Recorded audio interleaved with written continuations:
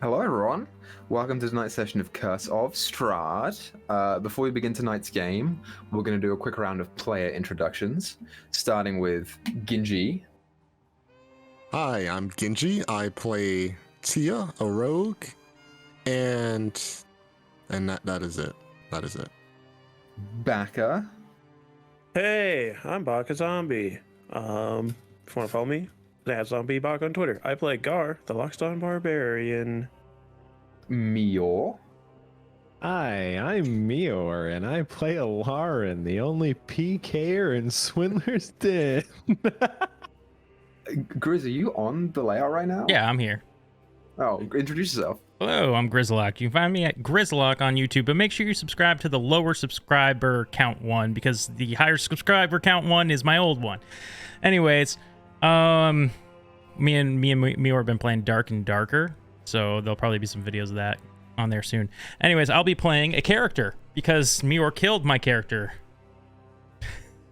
Who will maybe be playing a character? We'll see. Yeah. You know, maybe the group will die. I don't know. Okay. Baka did the recap last time. Yes, I did. I do most of the recaps, to be fair. Does anyone want to volunteer who is not I got Baka? it. All right.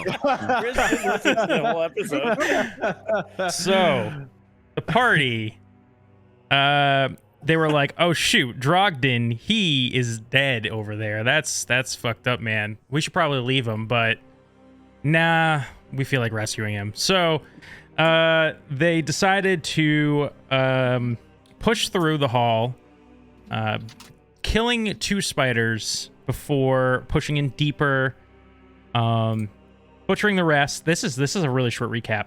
It is. And Wow. then We did too much. they cut Drogden out of a sack that the spiders had webbed him into. Upon this, Alarin looked down at Drogden, perfectly healthy, in a completely healthy state, and decided, I'm going to cast Burning Hands on this creature who I know hates fire. So he stuck his hands deep into Drogden's stomach, and with his eyes glaring with hatred and pure evil intent, casted Burning Hands, and Drogden woke up in surprise, but immediately failed his final death saving throw. That's it. That's it. Honestly, that was a really good strategy for Grizz, because now he's immune to the next recap. And all he had to do this time was say, you guys fought a bunch of spiders and then killed me, and that was it. Yeah, that is all we did. So, as Alarin, as Draugen's eyes are meeting yours, you watch as they become distant. One of them kind of sits back and then rolls off to the side, to the point where they're looking at other directions, and the eyes close finally. And you take a minute and recoil your hand out from inside of him as you Does he wait have for to any recoil? sign. You do. Okay. Because immediately afterwards, you watch as the front of the torso begin to split open as these thin, like, stringy tendrils of wooden roots just crawl out of it to the point where they become elongated and then stiff, and then they freeze, almost like they've withered and died. In the middle of these, and you see there are these, each root kind of goes down to what you imagine a limb was. Like there's one major one that goes down each of the legs, and they all kind of branch off into little smaller roots as well. There's 2 down the arms, and there's 1 up into where the head was, and that branches out into a lot of different smaller roots. And in the middle, where this plant is the thickest, there is a large, it almost looks like a seed. And as it comes out, you watch as it glows in this faint green as it pulses, and then the pulse just dies away to the point where it is now still and lifeless. It's big. The seed itself, that big, and then the roots coming off of it are enough to fit inside limbs. Okay, so Alarin would just say, "No, that wasn't supposed to happen," and he's gonna grab that seed if he can pull it out. Yeah, make a strength check. All right. Shoot, I'm trying to remember if this is a negative. It is not. Too bad, because I rolled a nat 1.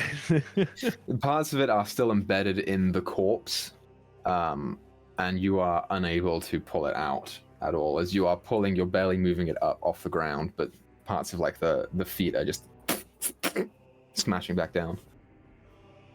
Oh, Garfantis, I need you to get this. I think I messed up, but I think in the future this could work. What did you do to him? I tried to jumpstart the closest thing he has to a heart, and something went wrong, and I think I hurt him instead of helping him. He seemed to wake up a little after whatever I did, but I don't think he had enough will to keep going. You Think, just, go ahead. you just want me to carry him around? So those roots, like I know they kind of like burst at him a little bit. They didn't like burrow or anything, did they? Like into the ground? No, It's not like okay. it was almost kind of like a spider where it came out and then curled up. Okay, gotcha. If you're able to carry him on your back or something, I guess we could use some rope and tie him. That you'd be fine enough to do that? I think so, yes. Okay, that would probably be good to have everything still intact. Just make sure, and I guess Alarin would take a little bit of.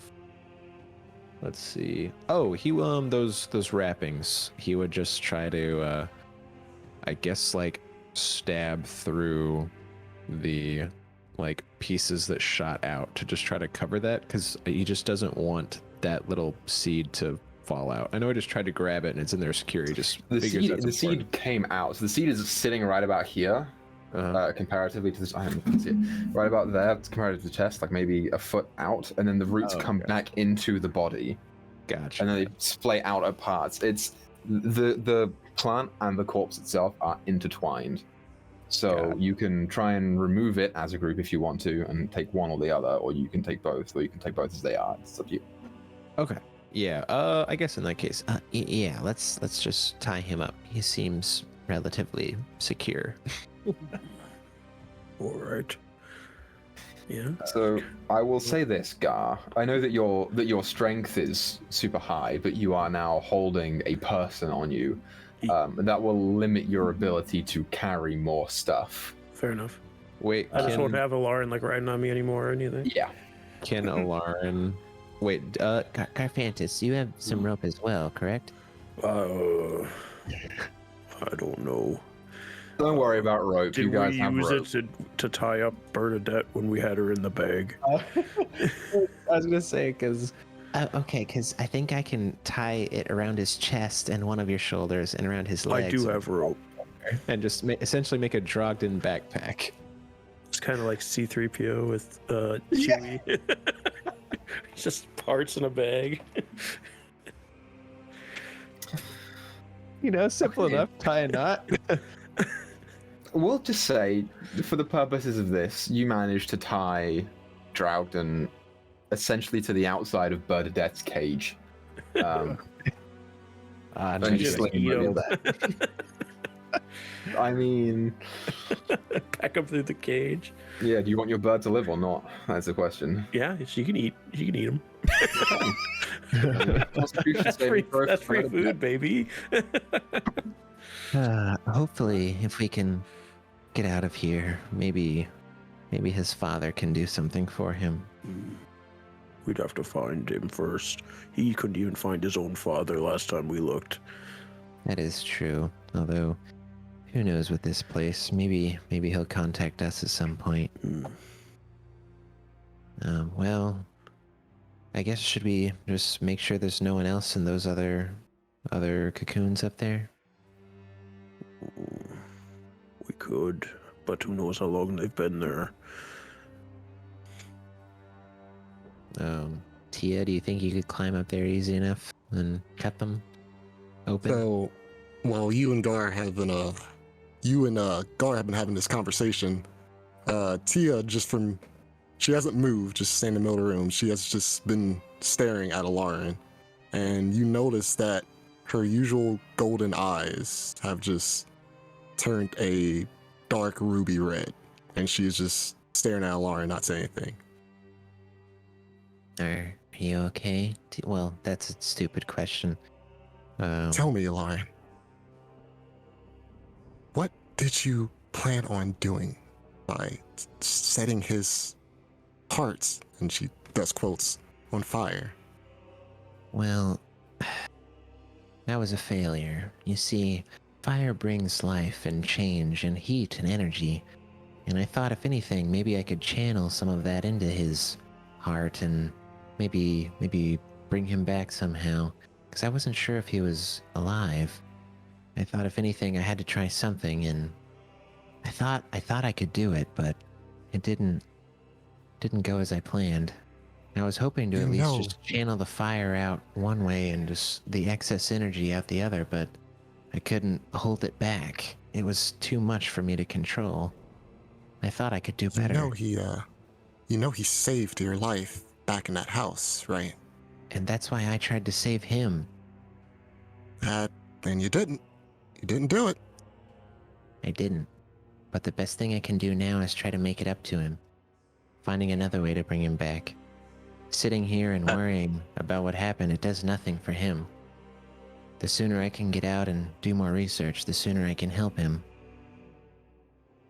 Her eyes narrow, and then you see her two tails grab for her daggers, and they just sit as she clutches them in her tails. And she says, Alarin, I want you to do something for me. Because right now, you're not being very trusting. And you don't remember what happened back in that house. You remember bits of it. But there were parts where you weren't yourself. So I want you to do me a favor. I'm going to ask for your name. And you're going to give it to me. And when you give me your name, I will give it back. What happens if I do that? She says nothing and just stares.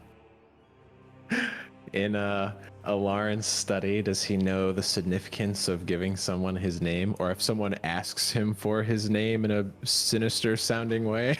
Make a nature check. Nature or history. I'm going to move all these signs over that indicate the Drowden got absolutely mollywopped and wrecked. All right. I guess I'll do a history. Okay, so that would be a 12. So you are not sure of the desired effect, but you've heard about people asking for names like that in like children's books and story tales. Not people, but fae. And then does he know anything really in particular about fae?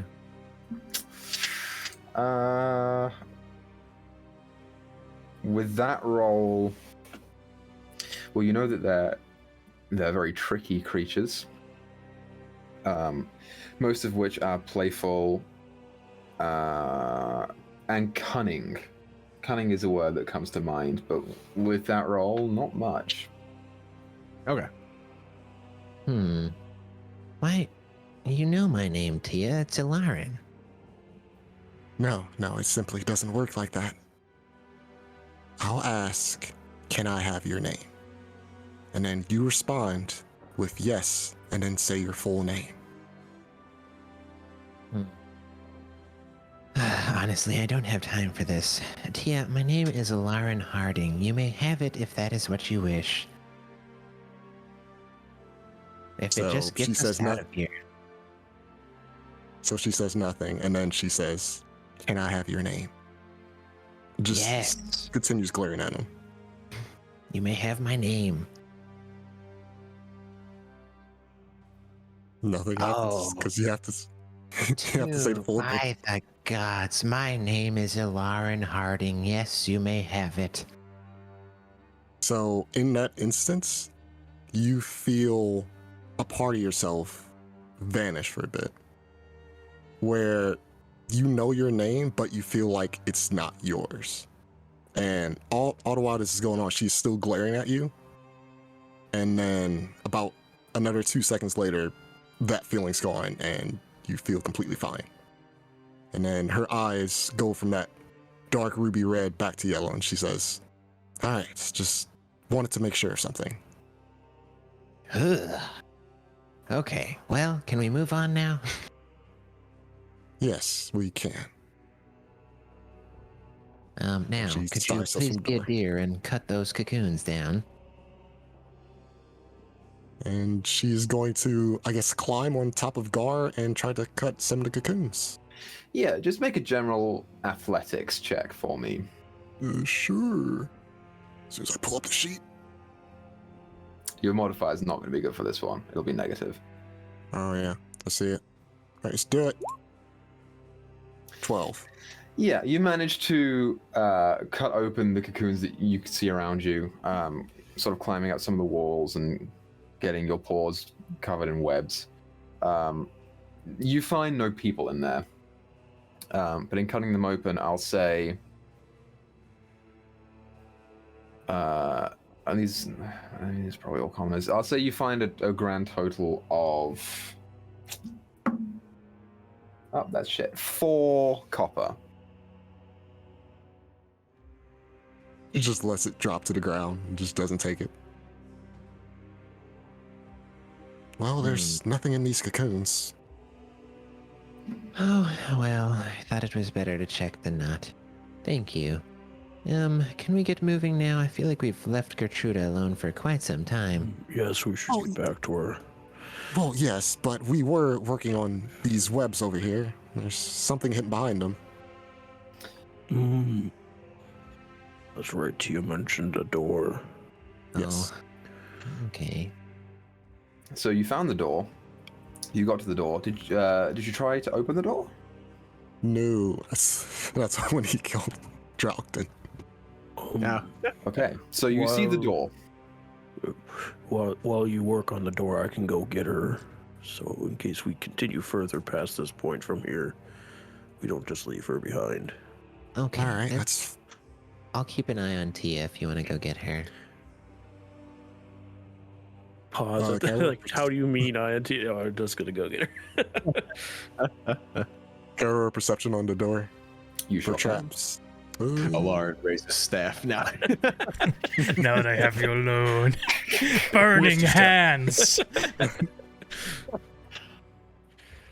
It's a 14. 14. I mean, it doesn't appear to be trapped. And I will say, it's a very engraved door.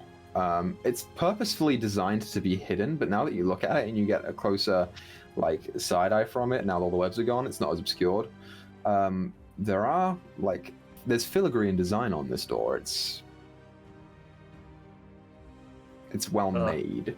Oh, okay, I'm about to say for the ones of the low intellect. I was like, what does that mean?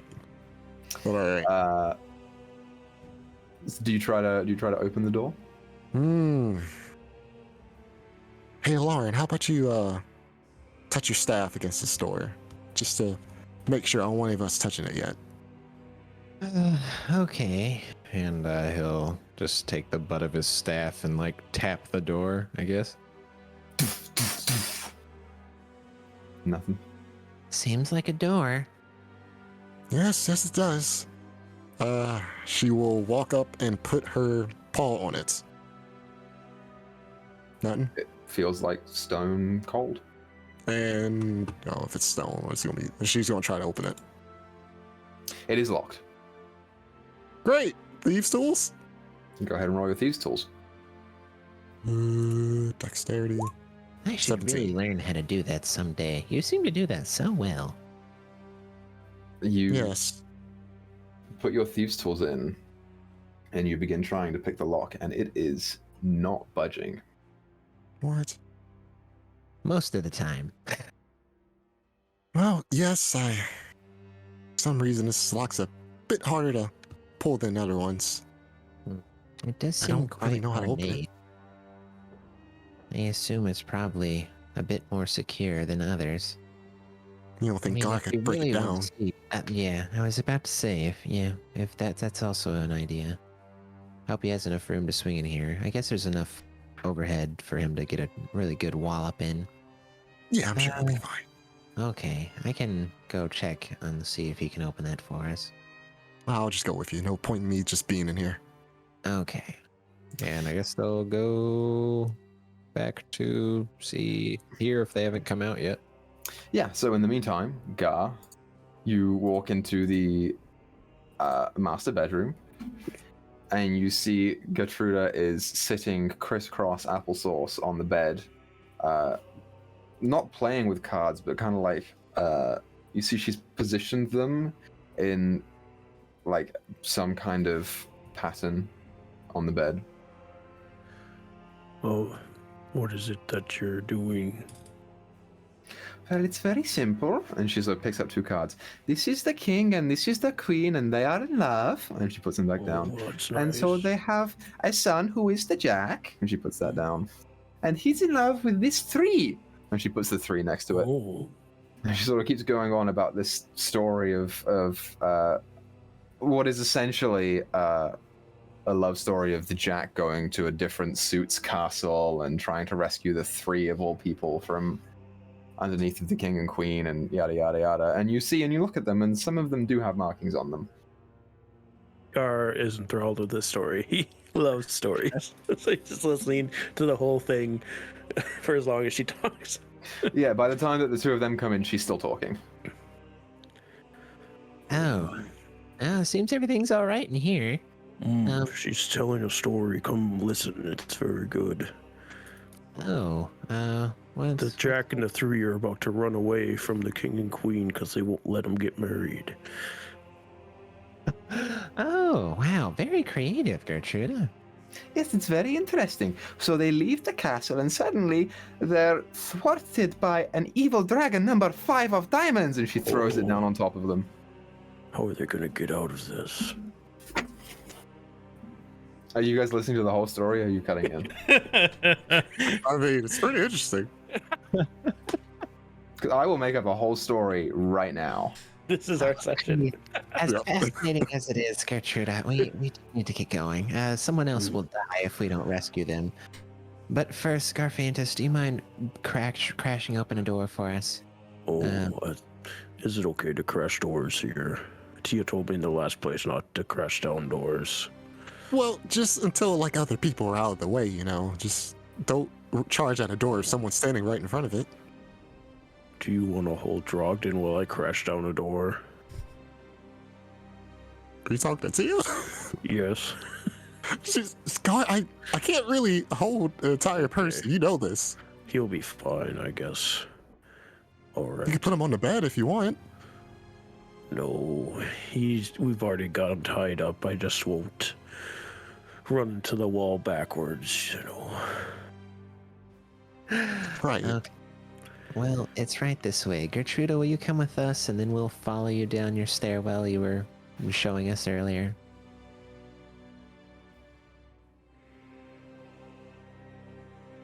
What did you say? You talking to Gertruda? I just asked if she would come with us, and then we'll follow her down her stairwell. She was showing. Oh, I us. thought you were talking to fucking Tia for some reason. I don't know why.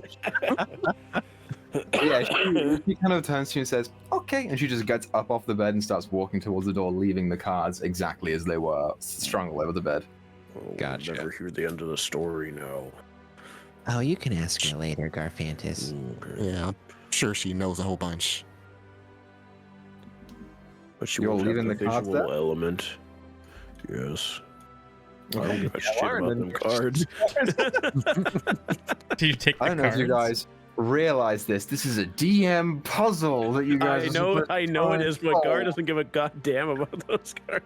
Other than that, well, they were part of the story. Maybe he wants to save them for the story later. No, he's got to do something for Lauren. Okay, so you guys want Gertruda to be in here? No, she can be back a room so she doesn't get covered in dust and spider webs. Okay, her dress is very nice. Someone needs to watch her. So as a note, the doorway is right here. Somebody stay there with her. Oh, Yeah. is it over there? Oh my god.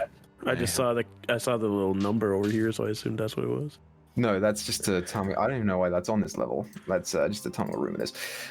Okay, so you see the door. You're going to attack the door, I I'm assume. gonna wrecking ball the door. My whole monitor shakes when I try to shake my dice because my legs. Roll. There's no need to roll an attack. Just roll a strength check. You're aiming to beat here a 23. Holy shit. Can I use athletics? Nope, just a straight strength. God damn.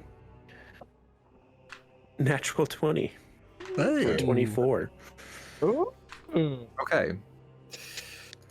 So you, Gar, pull back the flail of the wrecking ball, begin swinging it around in a circle behind you, and with all of your might, you swing it through and impact the door. There is a loud thud that emanates throughout probably the next 6 rooms. At least. As the middle of the doorway cracks inwards from the stone, and the top half is splintered forwards. All 3 of you look in, and Alarin, it has been less than 10 minutes. Your detect magic is still up. This room is filled to the brim with magical items and objects. There is tens of thousands of coins of each variety strewn about the floor. Immediately in front of you, Gar, on the left, there is like a case. There's some kind of metal that appears to be that wide, maybe that long. And to the right of you, there's a very nice silver-looking shield. The roof appears to be like this starlit sky, this domed ceiling of real flickering stars. And in the middle of the room, you see this tall pillar. On top of the pillar, there is a figure.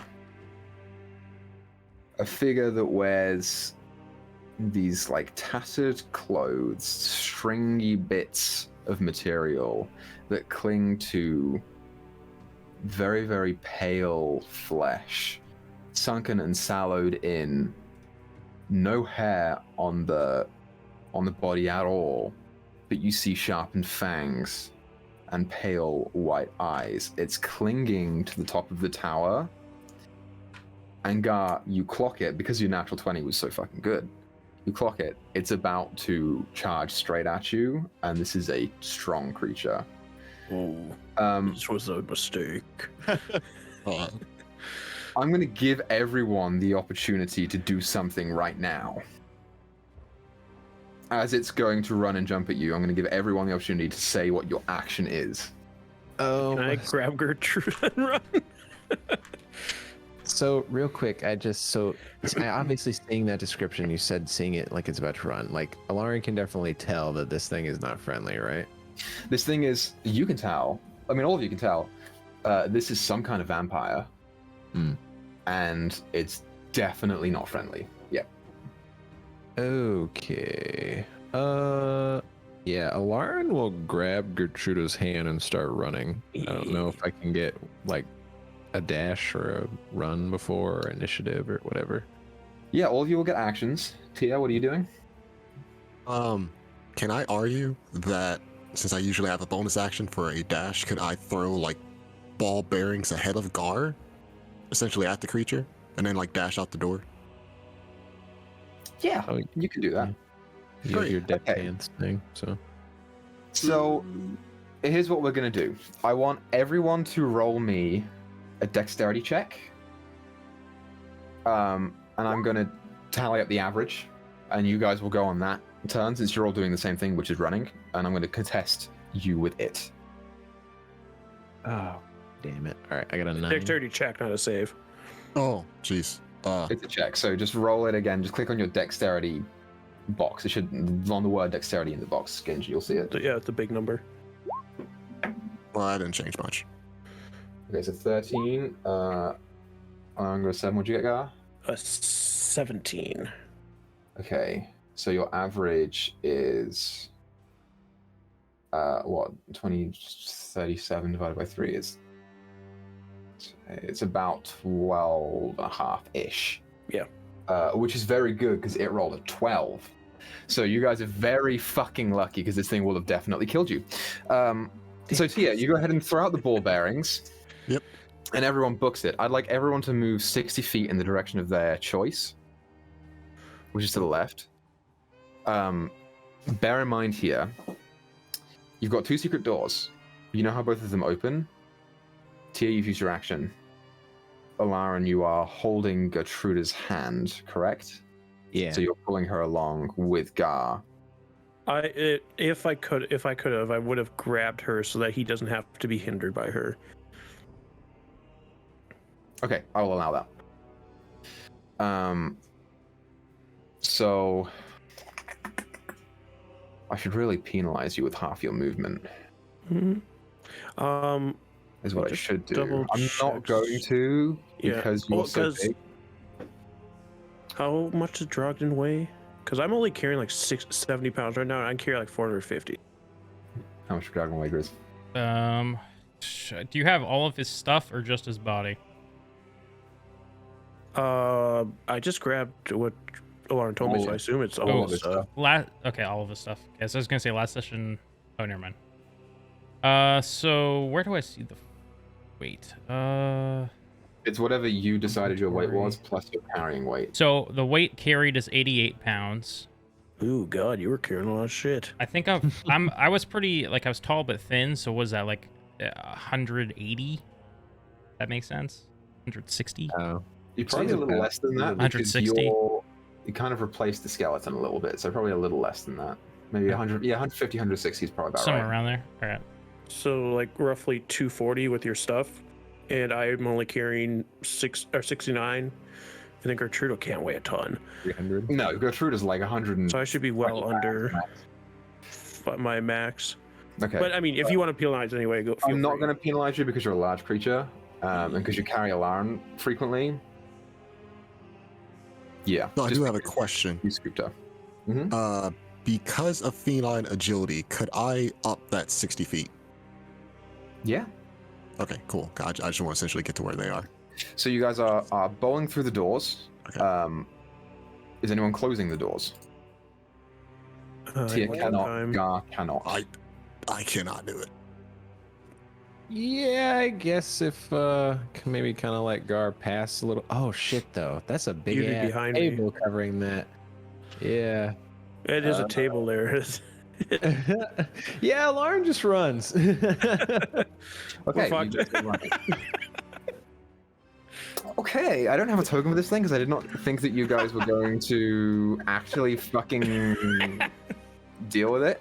So here's what I'm going to do. I'm just going to. Remember when Tia said not to knock down doors, and then Gar reminded her that she told him not to knock down doors? Hey, it could have been worth it. Lauren did sense a bunch of magical stuff. There in was there. a bunch of shit in there, I'm gonna but take the this whole thing's gonna thing. insta kill us. Oh god, that was enormous. God. Yeah, I'm not making a token for it. It just is. It's the whole thing so that you guys know what it looks like. Vanzilla. It is currently right behind this door. Okay. Oh. Okay. Can we get him? Okay. You can Hey, mage hey. in there. I still have Mage Hand. I do. That's what I was wondering. Actually, like, I can't use Mage Hand because I use my action to dash. Oh, that thing looks scary as shit. It went from here. That's it. Yes, it's right about there. So you guys run over there. What are you doing now? Oh, What Mage if Hand we- only moves like Right. 5 You see these feet. long, like, clawed fingers being perched around the doorway as it's getting ready to propel itself forward straight through the door. Down the stairwell that Gertrude showed us. We don't want to just throw a bookshelf down in front of it? I'm carrying a person right now. Oh, shoot. Oh, yeah. Okay, we're booking it. Hold on a sec. 35 gets me to the door of the stairwell. 10. And I use more ball bearings to buy us time. I got 500 left. Okay. So,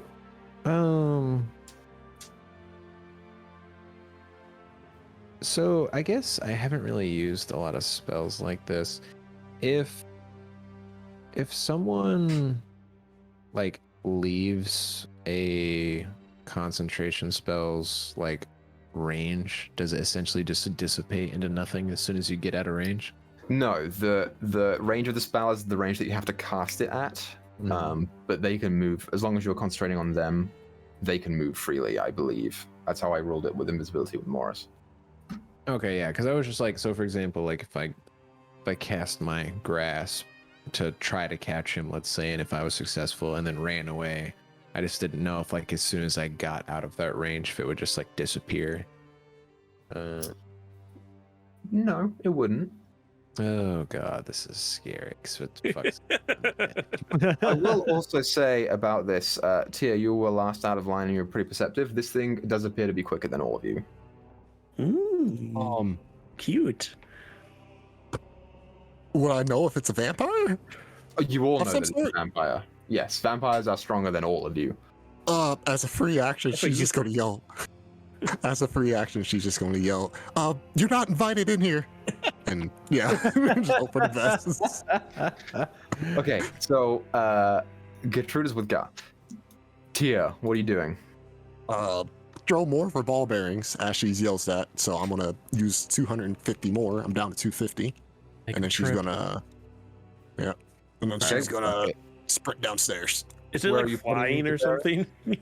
No, it's like crawling through the Okay, ground. I was gonna say because it kind of just went past the first set of ball bearings like they were nothing. Because it was up on top of the tower and it projected itself through the doorway. Like it didn't crawl through the doorway; it just flew through it, like it was pushed.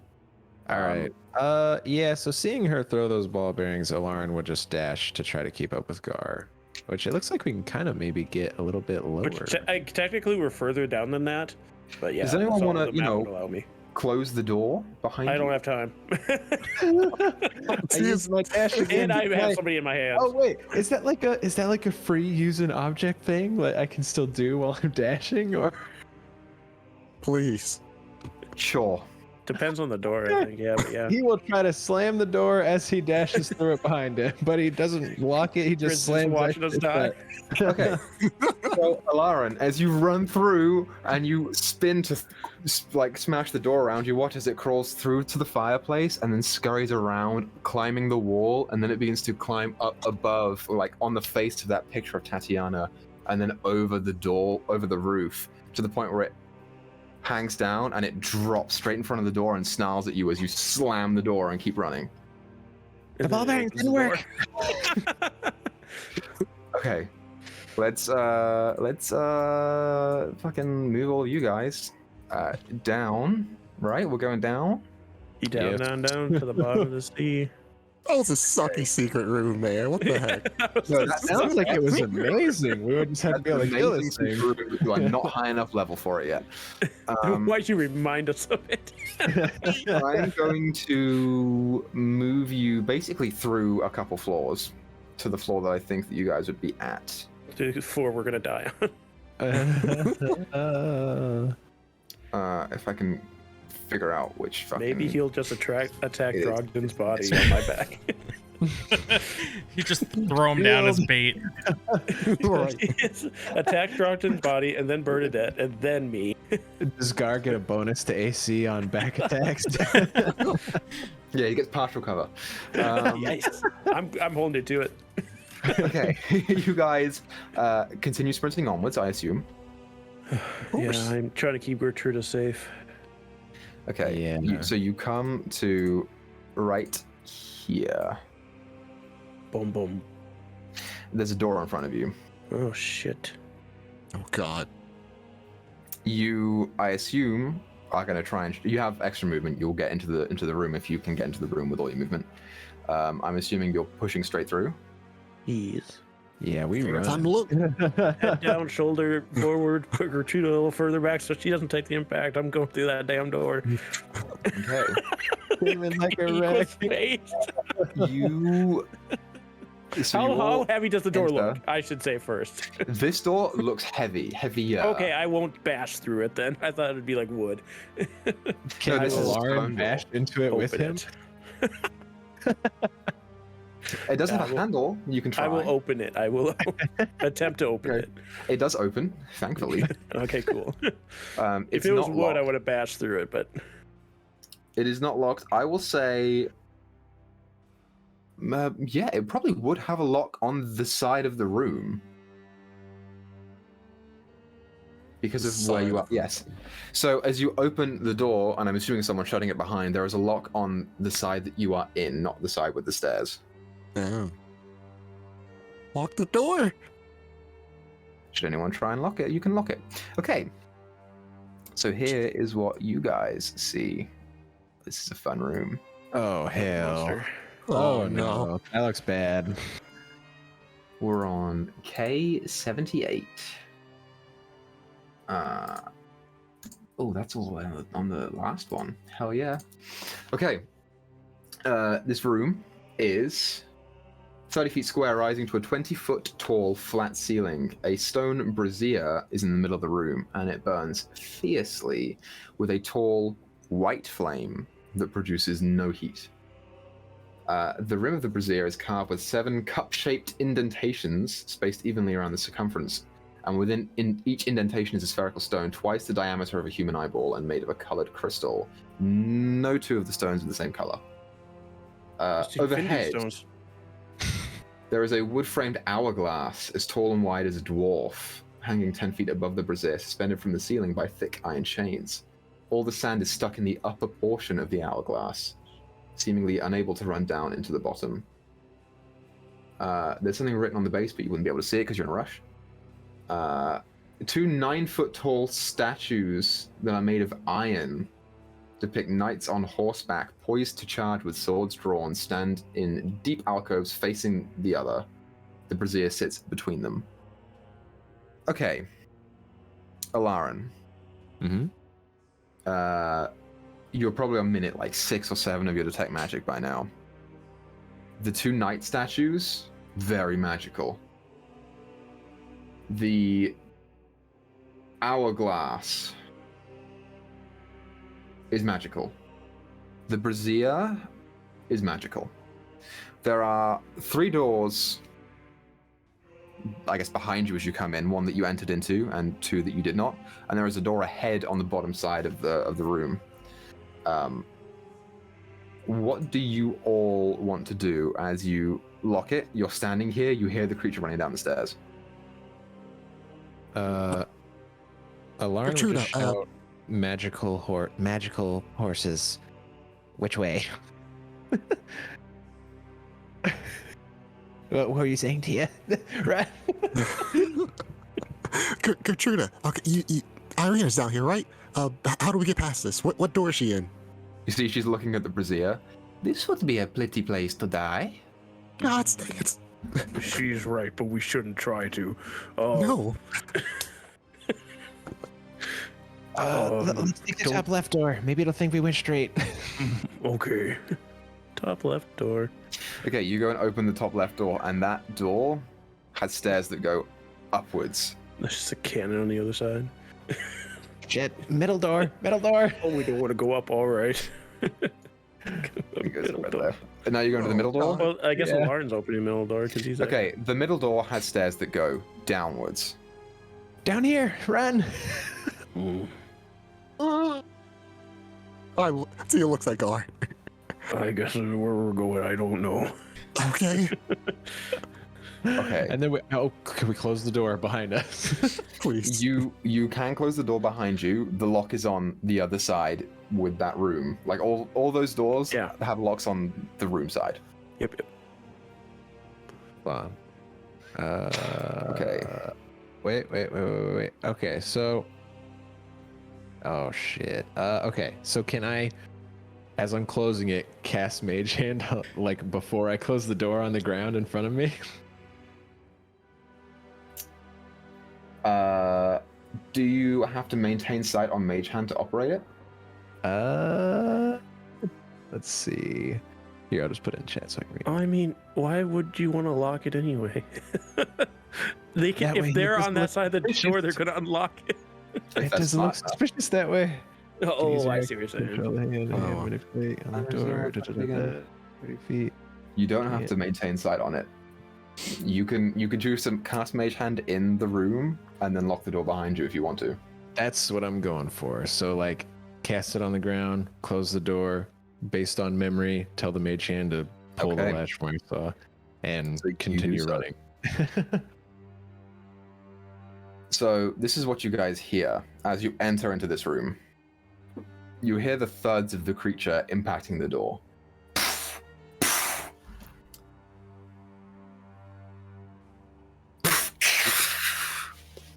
God. You hear bits of stone go splintering onto the floor in there. And you hear this faint, like...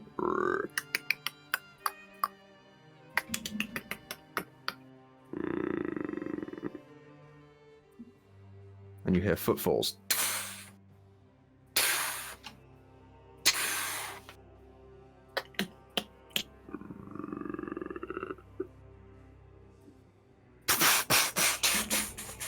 It appears to have gone up the corridor where the other door was opened but not shut. Ooh. Good stuff. We win. But I it don't is think still... we win yet. So, now that you guys are here, you see we have torch on, right? Lantern. We have a lantern, I believe, because of Alarin's conjuration shit. So, Yeah, you see that the corridor continues out to the right here. This is a long corridor that has light fog just steepled on the ground. You can choose to continue going down that way, or you can go back into the room. I wonder, does this maybe lead to one of those balconies we saw? I'm not sure. Gertrude, are you sure you don't know anything? Like, come on, give us a hint. It's like a game, you know? Alarin would also be whispering all this.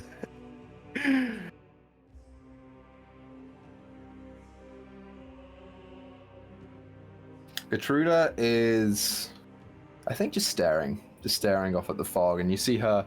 She was picked up by Gar and did not protest at all, and you watch her just looking towards it and going,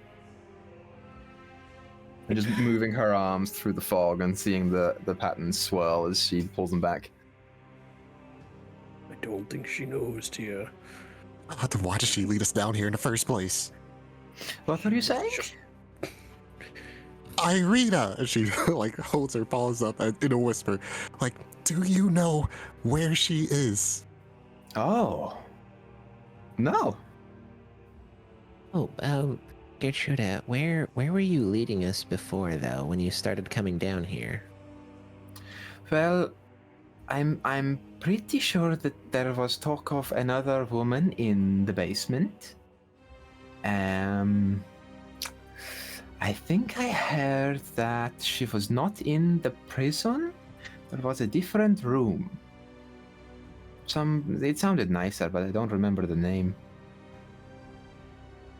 And have you ever been down here? No. Oh, okay. So I But assume I'd we very would... much like to spend some time down here. Just moving our hands through the fog again. Do you know where the door across the hall goes? Probably to another room. Fair enough. Not wrong. The monster was scary, but maybe you could shut the door behind him. And That's then a he wouldn't Great come back. idea. Except I can't get out of the room. None of us can because Alarin locked it. Yeah, Alarin locked the door, so we can't go back that way. It's a shame. I don't know how to pick locks, I'm afraid. How can I pick a lock from the other side? If you lock, like, is it like one of those like bolt locks from the top, not like the handle? I mean, it's D&D. It doesn't fucking matter. Ooh, Lock picking tools here. also include a credit card that you can use to slide in and pick up the bolt. Okay, So- I guess that's fair. Alarin will drop to the ground, like laying with his head like on Oh, the I see what you're side. gonna do. I've been And wanting to do this for so long. Is there a crack under the door? You know what? Make a perception check. Okay. I've been waiting to do this forever.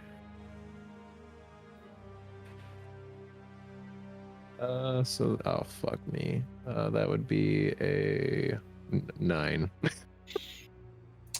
Yeah, you see light is kind of barely making its way through the bottom of the door, but you just can't get your eye line to match the crack in the door, so you can't see through it.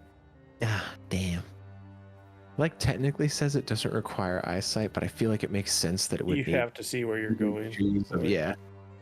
Well, I thought that might work. So should I just try picking the lock then, and Gar, you go out and close the door? I mean, you Are don't you- have to see it. It's just a point you choose within range. If you were, If he's trying to misty step, you have to be able to see where you're going. Oh, yeah, I was but still just going for mage hand, you don't. Oh, have you're to. still mage handing. Okay. Uh, Then never mind. I yeah, didn't want to slightly- do this. I've been wanting to slightly misty less. step through a door for I've misty stepped through a window before, but not a door. That'd be pretty cool. Oh, in that case, he'll say, Well, Tia, you seem like you're the most deft on your feet. If I open the door, do you want to go check the other way or try to close that door? you expect me to close what, these stone doors, Equa? If you want to. I don't know what you guys want to do. "Oh, No, this I'm is- asking, are the Alright, doors I stone thought or it was, wood? like, heavy wood or That's something. done. Okay, Yeah. okay. Lauren, just no, know you we have haven't a good closed these doors. All right. So he'll just mage hand the mage hand, remembering where the lock was, Yeah, because you've seen it. I will allow you to do this. That's fine. and just pull the latch open quietly important- as possible. It's important to note here that with Mage Hand, when you cast it on a room that you have not been in, you do not have sight or touch from it. So this is one of the few times where this could work, because you know exactly where the lock is. You're right behind the door. So it takes a little bit of fiddling, but you do manage to slide the lock up and push the door open slowly. For all the DMs who are going to scream at me in the YouTube comments, I don't give a fuck. This is what the spell says. So with us not hearing anything, I'm gonna assume it's safe. Gar, can you step outside and just close that door you opened? Are you As gonna quietly as you Gertrude could. Here, She wants to protest it. I'll stay with Gertruda. Here, Gertruda, let's make some fog angels. That's a very good idea. He'll like She, start like, set her down? Just She sits down on the Why? stairs and then just slides herself down, and you watch her go. Doof, doof, doof, doof, doof, doof, doof. I don't know why Lauren couldn't have closed the door, but I guess I can do it. Just walk in the room and close the door Yeah, you just walk in and just and lock it. easy enough to do. I did it. Now, let's close this door again, and do we just go down from here? Well, if she's not familiar with this one, I guess we might as well continue forward. I mean, she She's said already she's slid not, down the stairs. Here, Gertruda, let's go look at that fun hourglass and fire.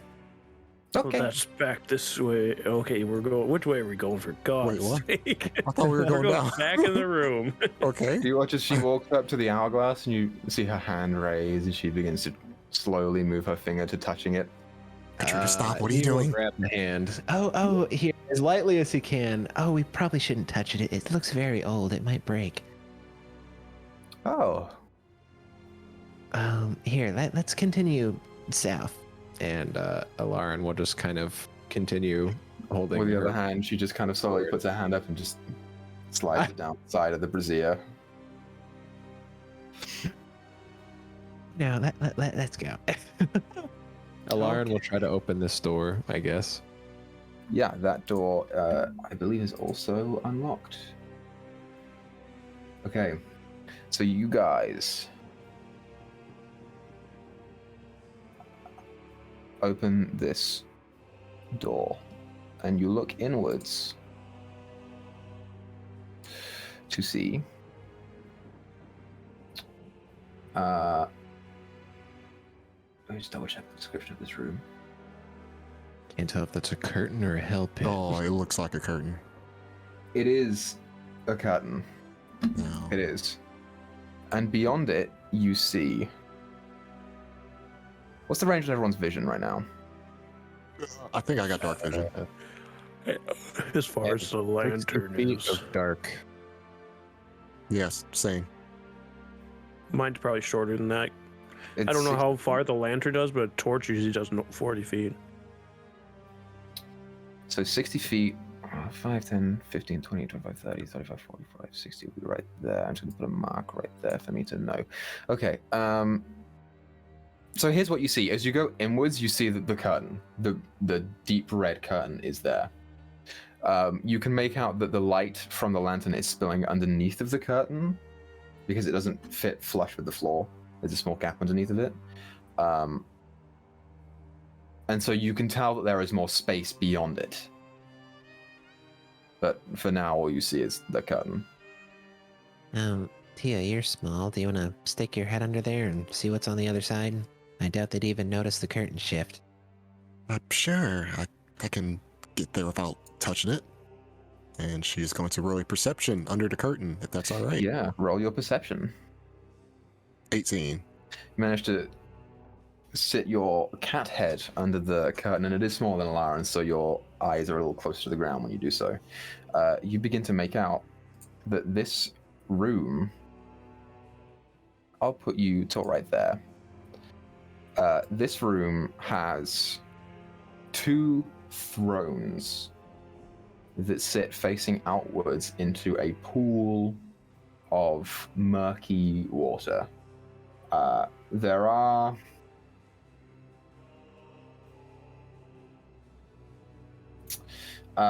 so this part, there's like a small balcony that the thrones are sit on, that hangs over the water.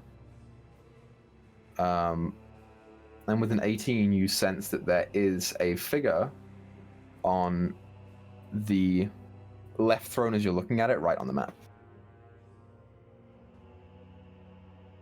Okay.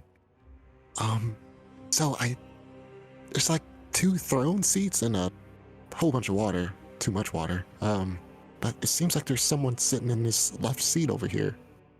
Do you think it's Irina? Maybe. Maybe you could get a better angle if you looked at it from like the corner. Maybe you could see the side of her face a little better. That is true. So you said the left one, which is that one, right? The one on the right on the map, but left from where you're sitting, yeah. Yeah, okay, so what's that one? Okay, cool. So she will slide over here, and she will try to get a better shot at her face. Yeah, do another Just figure perception space. check. Okie dokes. 24. As you peek your head around the curtain, and you kind of have to move your paws onto it to peek it backwards. From where you are, you begin to make out the delicate features of the beautiful face of Irina sitting in that throne, just looking outwards into the water. It's Irina. She's here, but she's just staring out into the water. And I don't know if you guys remember, but the last time we went in the room that had water didn't end too well. Wait, so before we do anything, Alarm will be like, Tia, hold on. Oh, do it. Oh, yeah, I probably don't have any detect magic left at this point, right? You do, yeah. Oh, I do? Do I? Yeah, you're sense running out anything? on the last 2 minutes, maybe 1 minute or so, but you've got it for a little bit longer. Okay, so do I feel anything coming from her? Off of detect magic. Like if there's some sort of illusion magic on her or something? No, you don't get the sense of illusion magic from her. It appears to be her. Okay. Yeah. If you say it's her, it's her. I don't sense any illusions or anything like that. You don't think like another swamp creature's in that water, right? Were there any doors on the far side? Maybe. Honestly, I don't like getting near any water. It seems like everything here wants to kill us. There does. Can't see from here. I'll have to go on the other side of the curtain. Here, maybe. Lauren will kind of get up there with Tia, kind of try to poke his head down where she's at, and just sort of. Irina. He'll try to whisper to her, Irina. From where you guys are, you do see that the pool does go on because of your dark vision. I don't know where I put my mark. I'm going to say it's right there. And the pool does lead off into a corridor further down. Make a performance check for me. okay. Damn it, I keep losing my character sheet for some reason. There we go. Okay. So that would be, it's a -1 to this. So, it's an 8. An 8. Yeah, she's not turning around at you, whispering.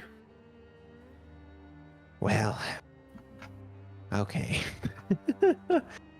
Be honest, Lauren, I kind of don't want to get her attention. I feel she might attack me unless I explain myself first. So I feel it'd be better if you or Gar, you or Gar might need to say something to her first. That's a good idea. So he'll walk back to the door really quick and be like, Gar, can you keep an eye on Gertruda for a moment? Well, I'm gonna try to talk to Irina. Yes. Okay.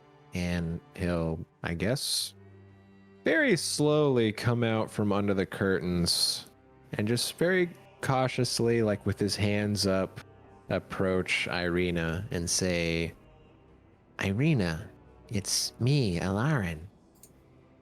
Yeah, as you approach Irina and make your presence known, you watch as she turns her head to you. Alarin, you are here. And she stands up and turns to you, and you watch as her regular armor has been replaced by that of a dress. Yes, it's quite a long story, but it appears the Lord of the Castle is doing some sort of test on us, and says if we couldn't find you and some other woman that he would kill us and the woman, and so here we are to try and rescue you and hopefully get out of this castle alive. Very good. Well, I'm here, I suppose. I'm not really being held prisoner, though. What's your passive perception alarm? it is 11. 11.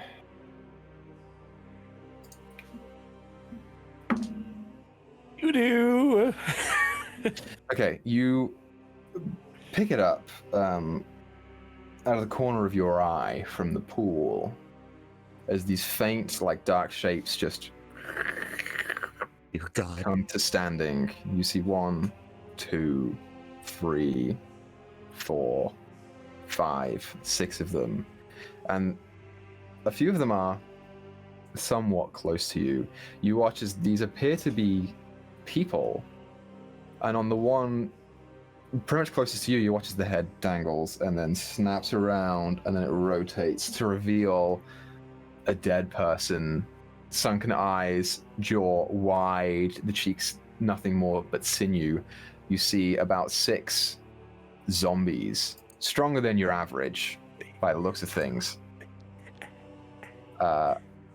suddenly rise and turn and start moving towards you.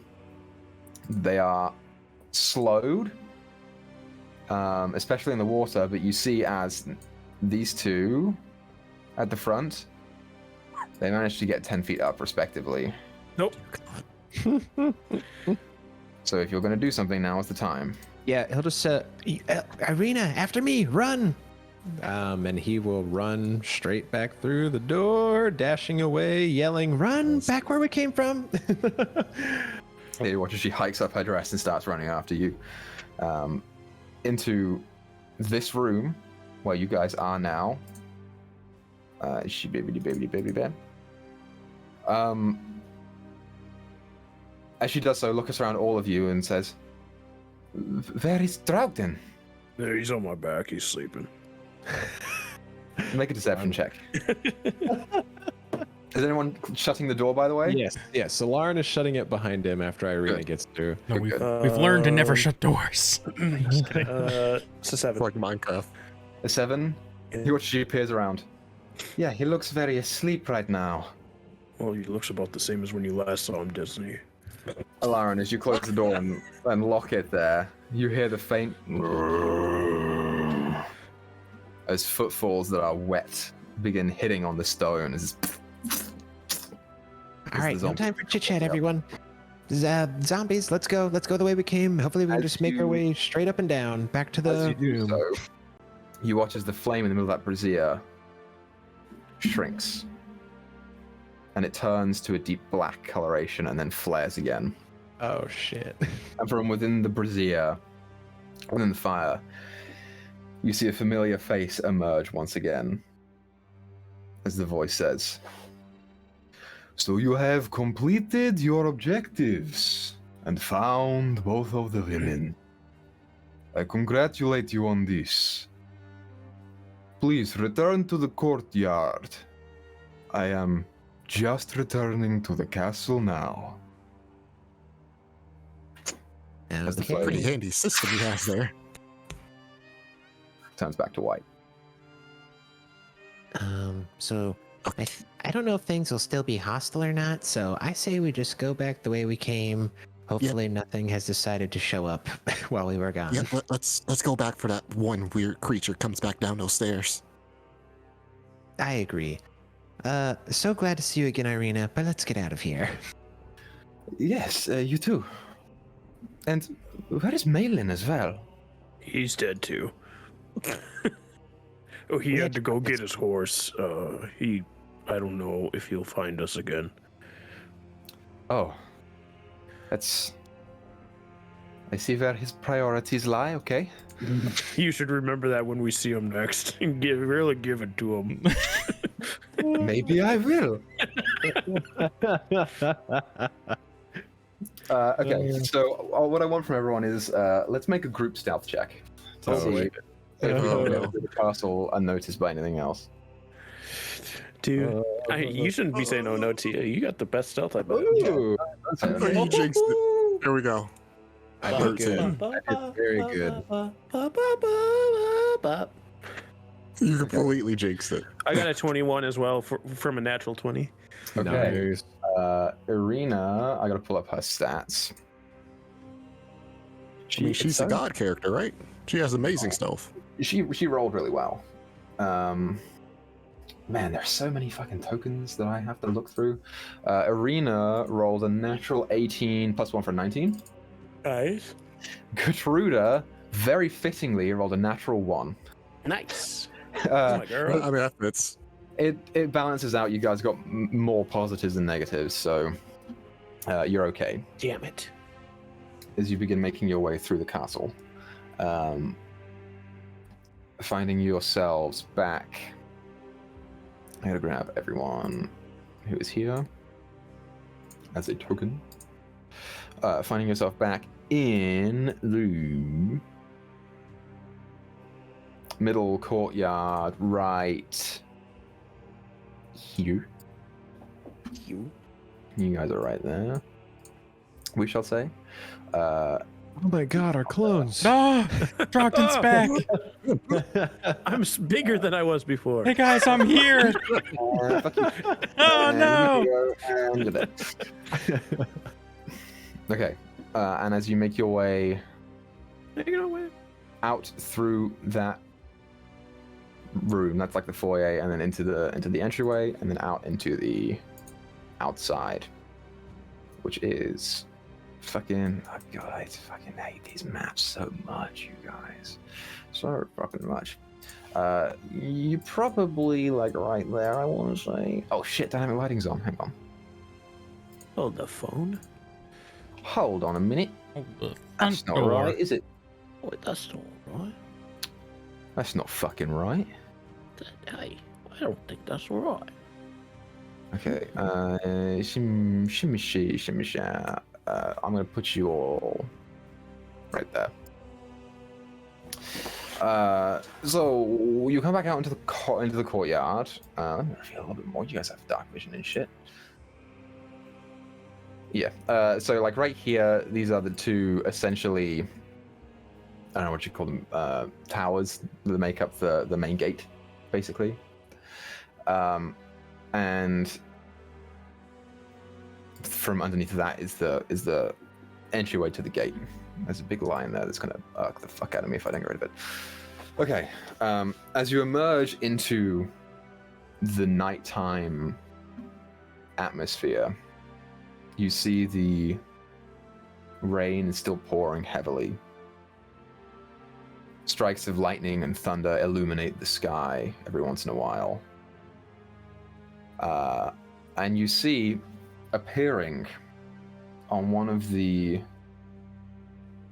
I guess, ramparts on either side of the gate, or we'll say on the upper one, you see the figure of Strahd. And behind him, he is dragging a body. Let's go ahead and grab Tommy. Oh, Tommy's dead. Tommy.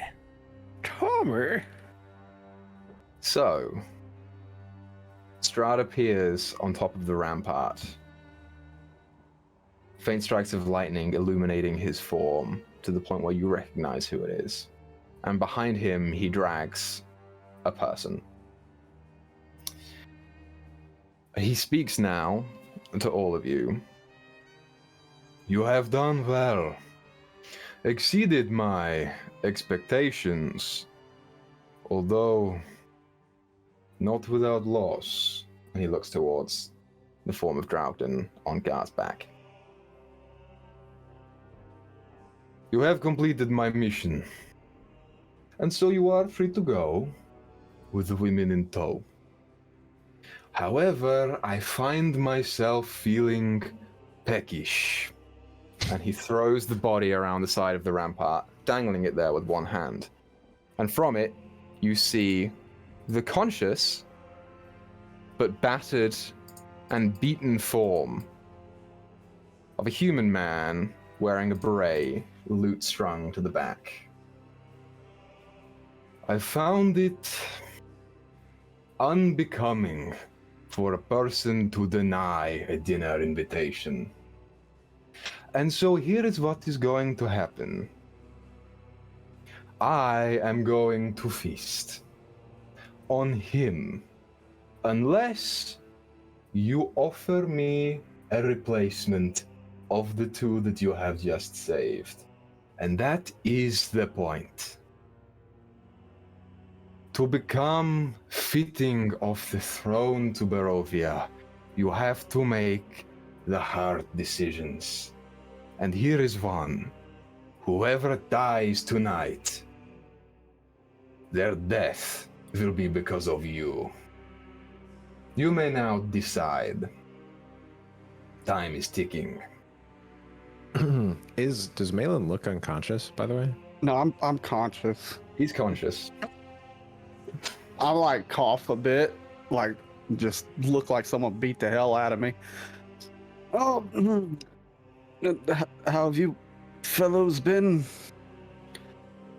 Well, about the same as you. We've been a lot better. Did you find your horse? No, but happened to have found an ass whooping instead. Can't say that probably wasn't deserved. Well, do you have any input on this, Malin? You know, this is one of those moments where, yeah, I'm just gonna say, I reap what I sow, I guess. You say that, and Strahd smacks you on the side of the head as you are saying it.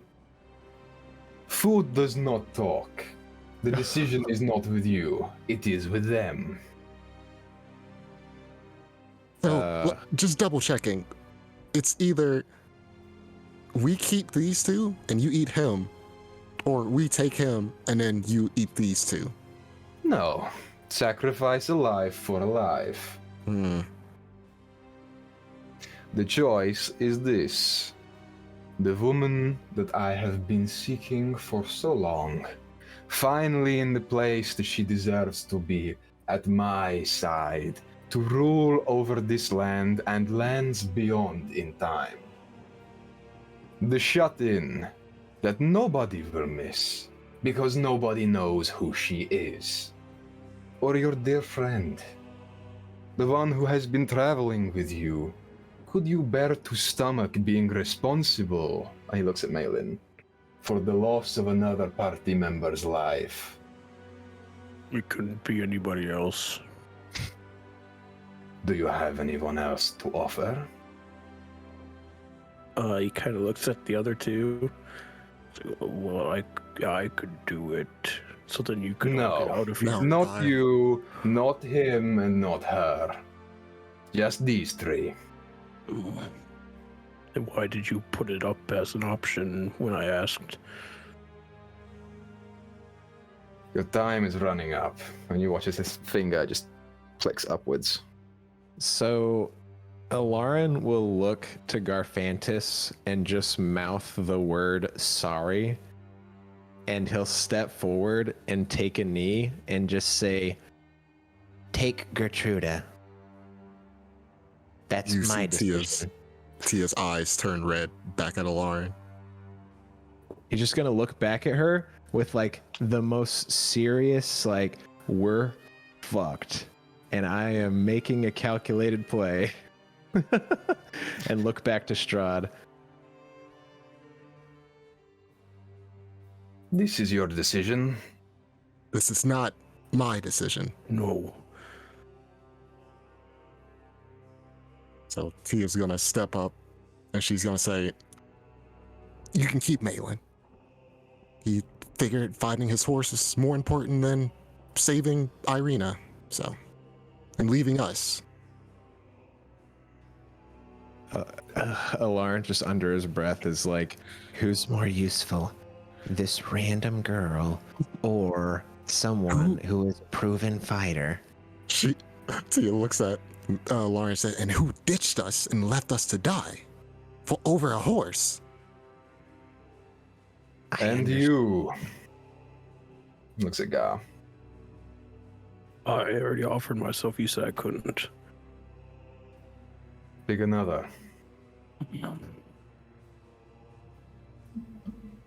I can't pick anybody. God, my voice isn't leaving me. oh no. Okay. So you watch as he drags the form of Malin back over the ramparts. And he looks at him, holding him up with one hand, and looks back to the group. As he does so, he steps over the side of the rampart and begins walking down the wall. Oh. Till he gets to the floor and just drags Malin along the floor behind him. Coming up to the rest of the group. Right here. You watch as he looks towards Tia and Gar. And specifically back to you, Tia. I had such high hopes for you. And then back to Alarin. But you are interesting. And he drops Malin, and in a blink of an eye, he's right next to Gertruda, and you watch as he puts his hand on her forehead, one on the collar of her dress, and yanks her head back almost to the point of snapping before his fangs become elongated, and he sinks them into her neck, her face becoming completely slack, eyes wide. And as he pulls back, you watch as the voice box comes with blood now pouring onto the ground beneath, and he swallows as hard as he can. The form of Gertruda collapsing to her knees, clutching the hole where her throat used to be, looking at Alarin. And as the blood gushes for a number of seconds before she falls face down in the dirt, and it continues to pull outwards from beneath her body. Christ. You may leave. I was letting you finish. Gar's taking a swing. Go for it. Shout no as he does. No! He's, I see he can't stop it, but he's just shouting that. it's a 23 to hit. That hits. Unfortunately, I can't rage because I had to burn them all in the castle. That is only 8 points of bludgeoning. 8 points of bludgeoning. Yes.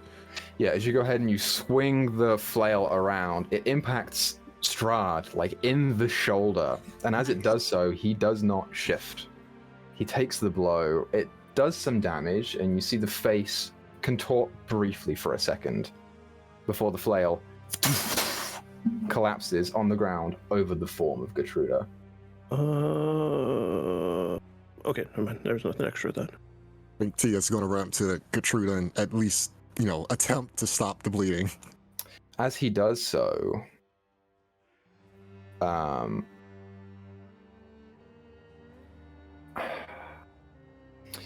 Strahd is just going to look back to you, Gar. Would you like to try that again and see where it gets you?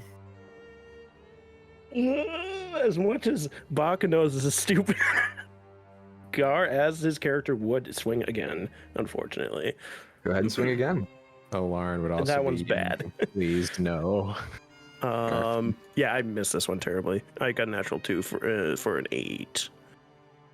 You watch as, after you swing wide, he pulls the hand that has now elongated fingernails that are drenched in blood, and he holds his arm out, stepping over the body, and essentially lifts you under the chin to expose the neck. He's going to bite you. Fair enough. 19 to hit. Is he That'll immune hit. to being charmed? Is he immune to being charmed? Yeah. Gar? Strahd. Oh, you I'd don't assume know. he could. You have no No. idea. Okay, so Gar, you take 10 points of piercing damage, Yep, that'll put me under. and in addition, what's your total HP? 32. Okay, so For it's not gonna maximum do- HP is 32. I had 9 left. It's not going to do more than that. It's all part of the same attack. I just didn't want it to go Yeah. all the way over. And you watch as Strahd's mouth impacts into Gar's neck. You watch as Gar's vitality drains, and instead Strahd's regains.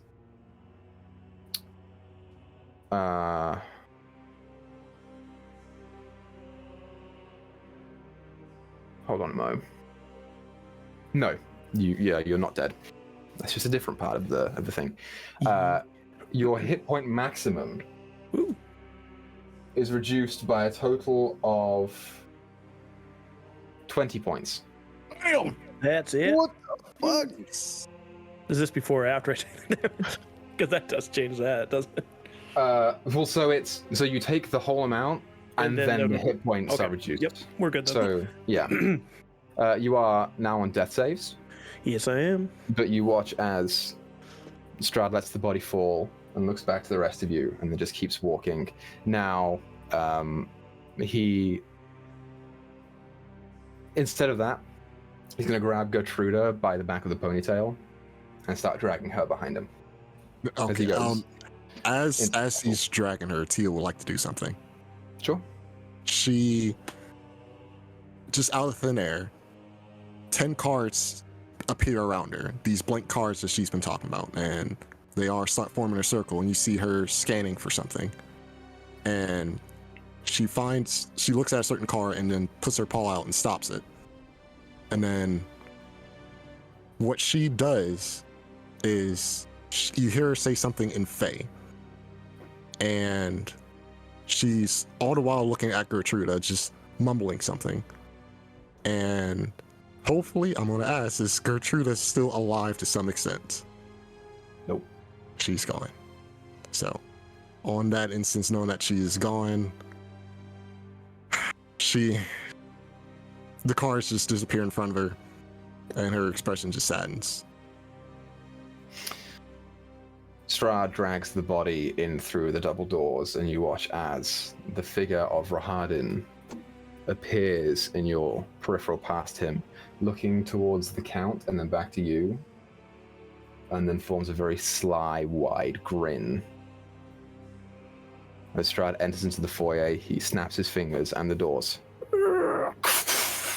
close damn. behind him. Didn't really Gertruda and Strahd are gone.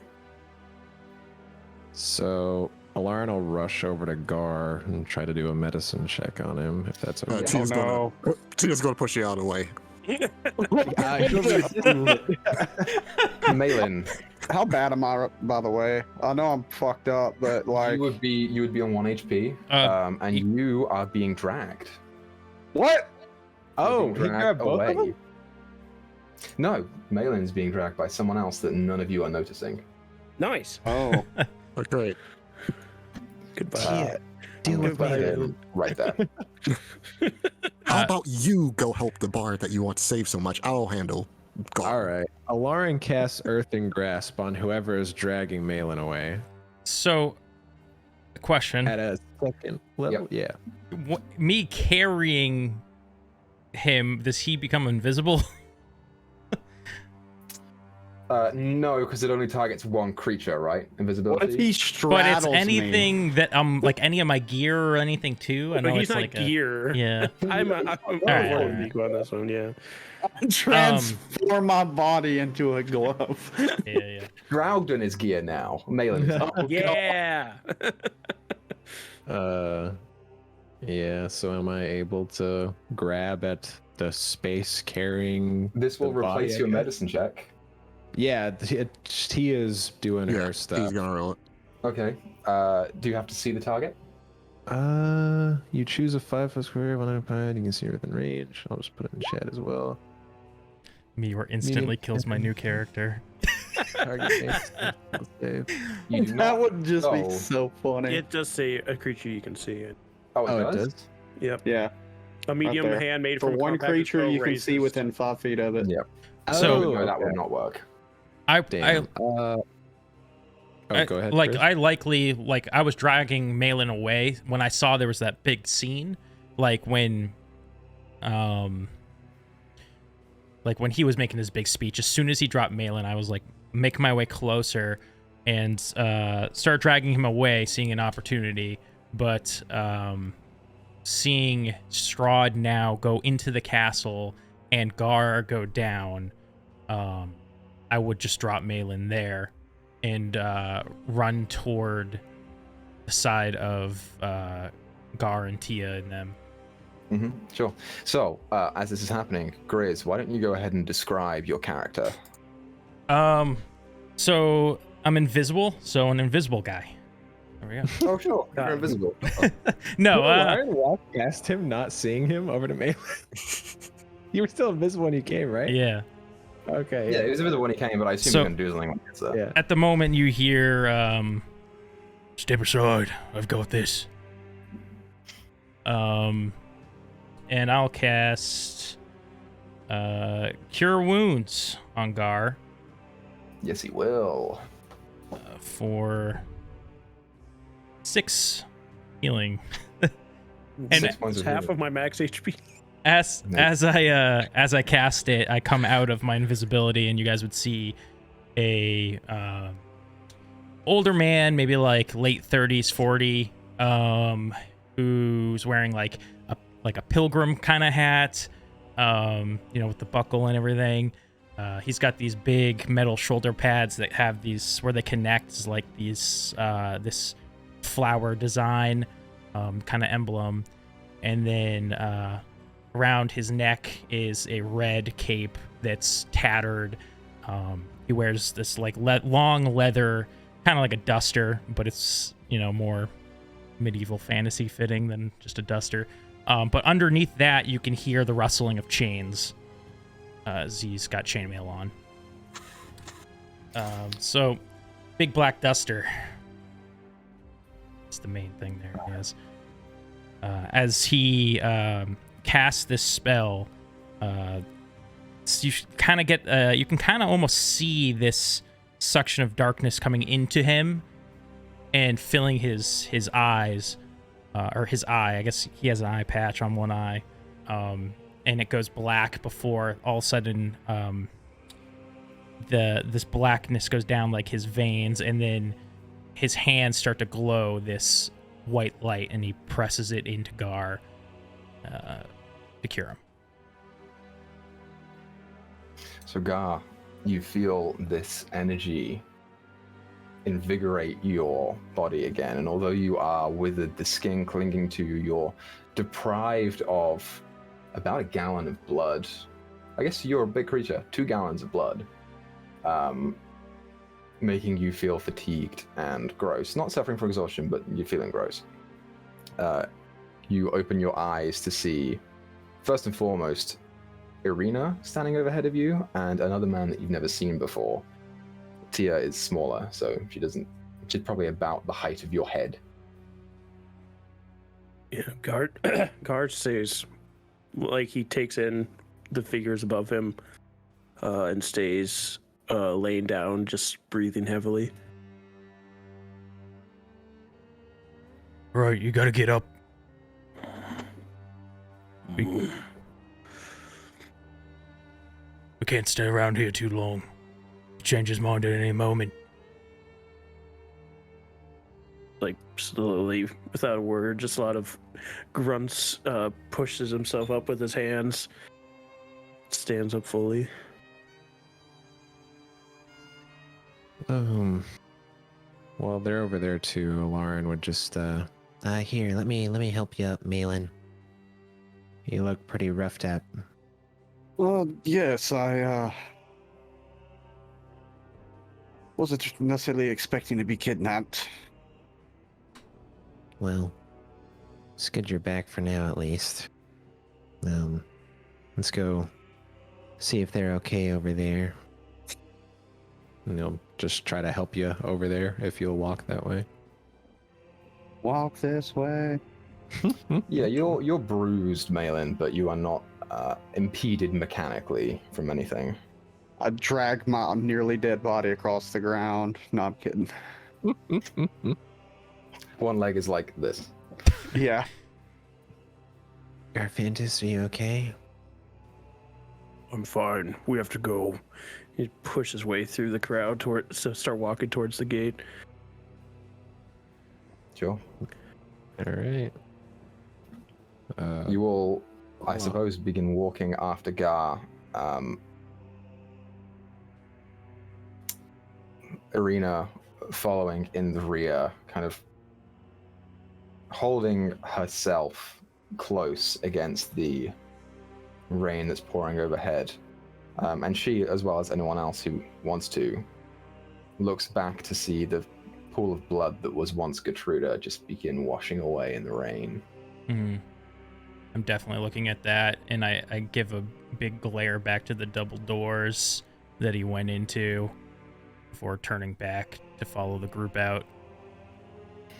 Okay. You guys walk through the castle gates and are greeted back to the site of kind of like that island that Castle Ravenloft sits on. Walking over the, I guess, stone or rock land bridge almost. Here it is. I'll show it to the players right there. To the stone bridge that goes back over to these other gates. And walking down the side of the rocky mountainscape. Still in the rain. It's going to take you guys a while to get back off of this mountain. Where are you going? I guess is the question I should be asking. I guess as we got a little bit further away from the castle, Alarn would just, I guess, ask Irina, because, fuck, I know we were trying to get her to that city that also had the toy maker. I'm just trying to remember the name of it. Valaki. Irina, just... we still need to get you to Valaki, correct? Yes, and you watch as she's kind of blinking her eyes very, heavily. Something's up with her, and you're not sure if it's shock or something else, but she's, kind of heavily, blinking and shaking her head. Yes, Valaki's the place. In relation to the castle, is that further west, or? Yes. I have not been, so it's hard for me to know. You're heading to Rocky. I'm your guy. Oh, and who are you? I'm Roderick. Well, good to meet you, even under dire circumstances, Roderick. Right, Would you be willing to lead the way? Can I ask what business you have in Vallaki? We need to escort our guest here, Irina, to Vallaki in order to keep her safe from Strahd. What interest is she to him? Well, Too much She- interest. Too much. she's no friend.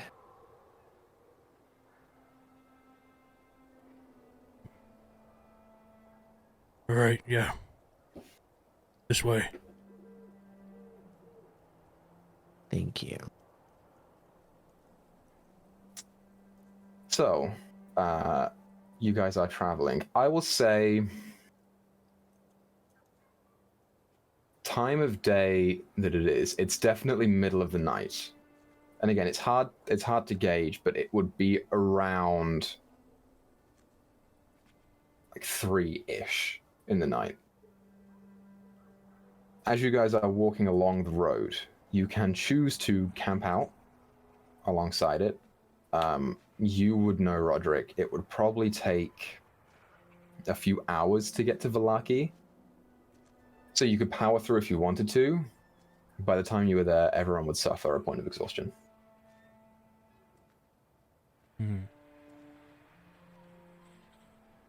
Perhaps we should bed As a down. native here as well, you know that things do travel the roads. Things that are not always human. Perhaps we should get into that tree line. Take a quick rest. Looks like some of you have suffered quite the wounds. Yes, and not all of them physical.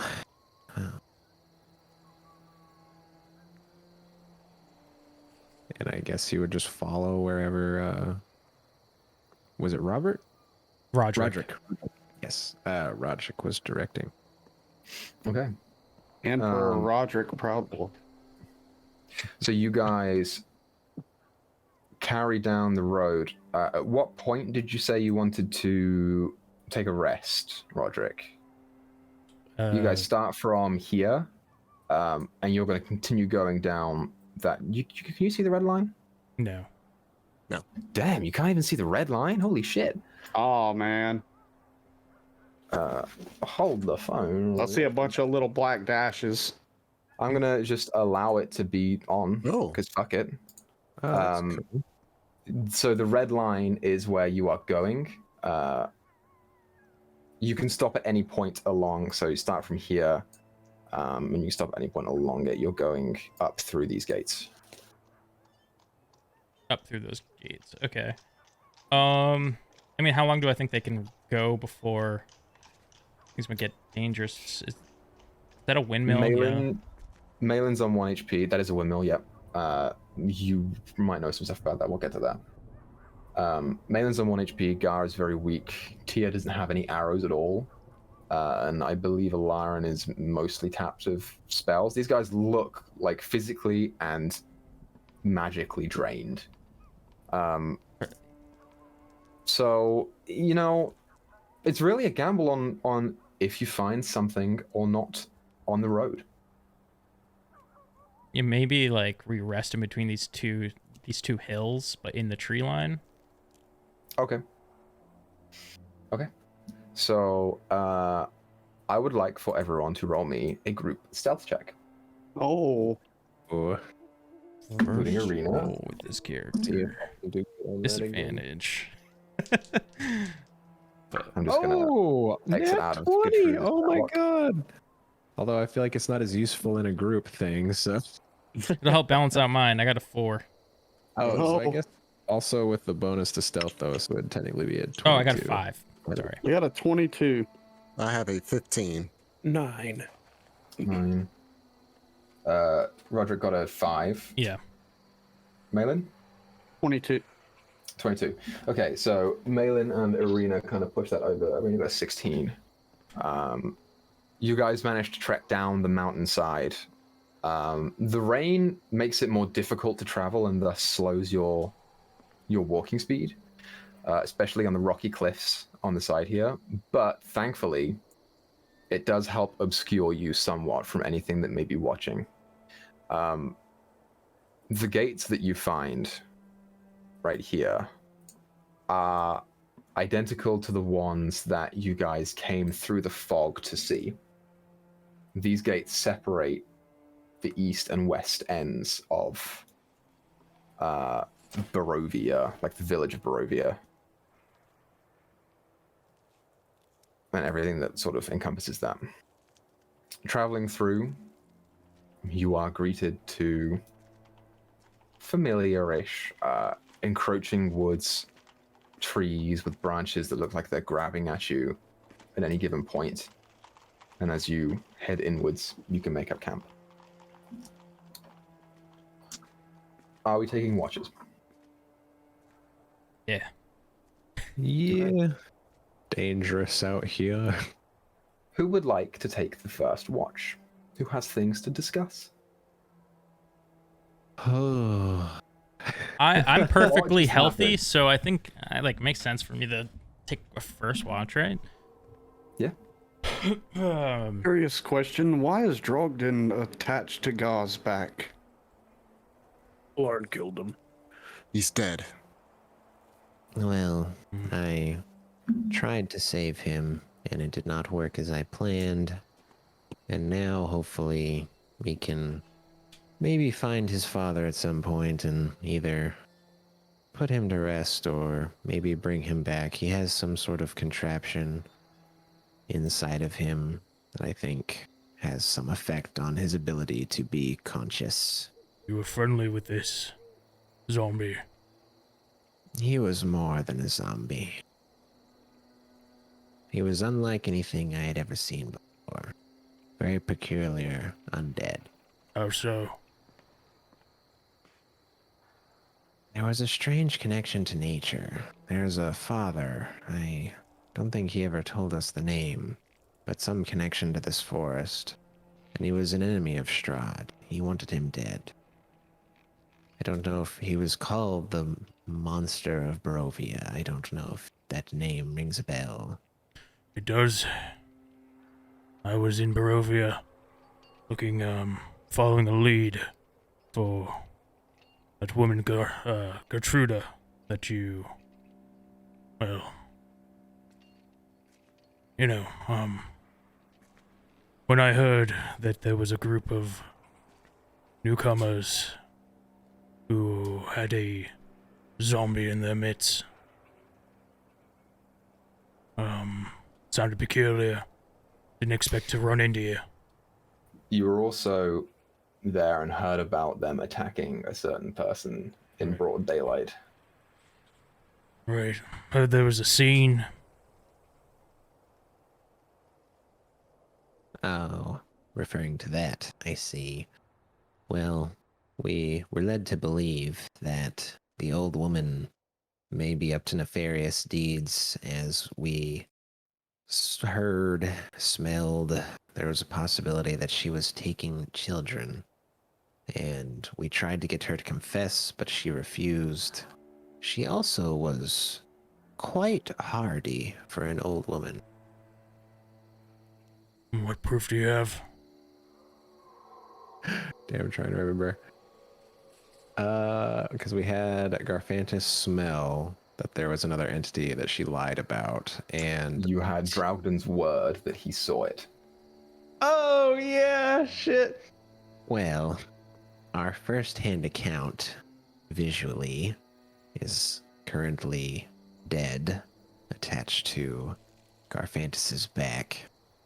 But Garfantis did claim to smell something other than the woman, and when questioned about this in the street, she lied. And, well, as far as I know, lied.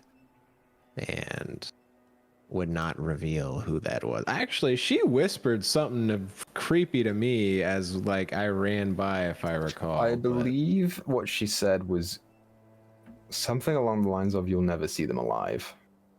Oh yes. And before we were run out of town, after she called the townsfolk to help, she said to me that I will never see them alive, so You can choose to believe us or not, but she did something to them. Barovia's home to all sorts of monsters. It's possible.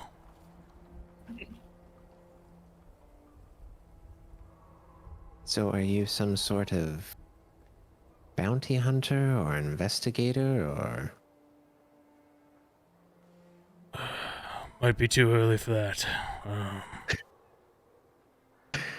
Yes, Something along those lines.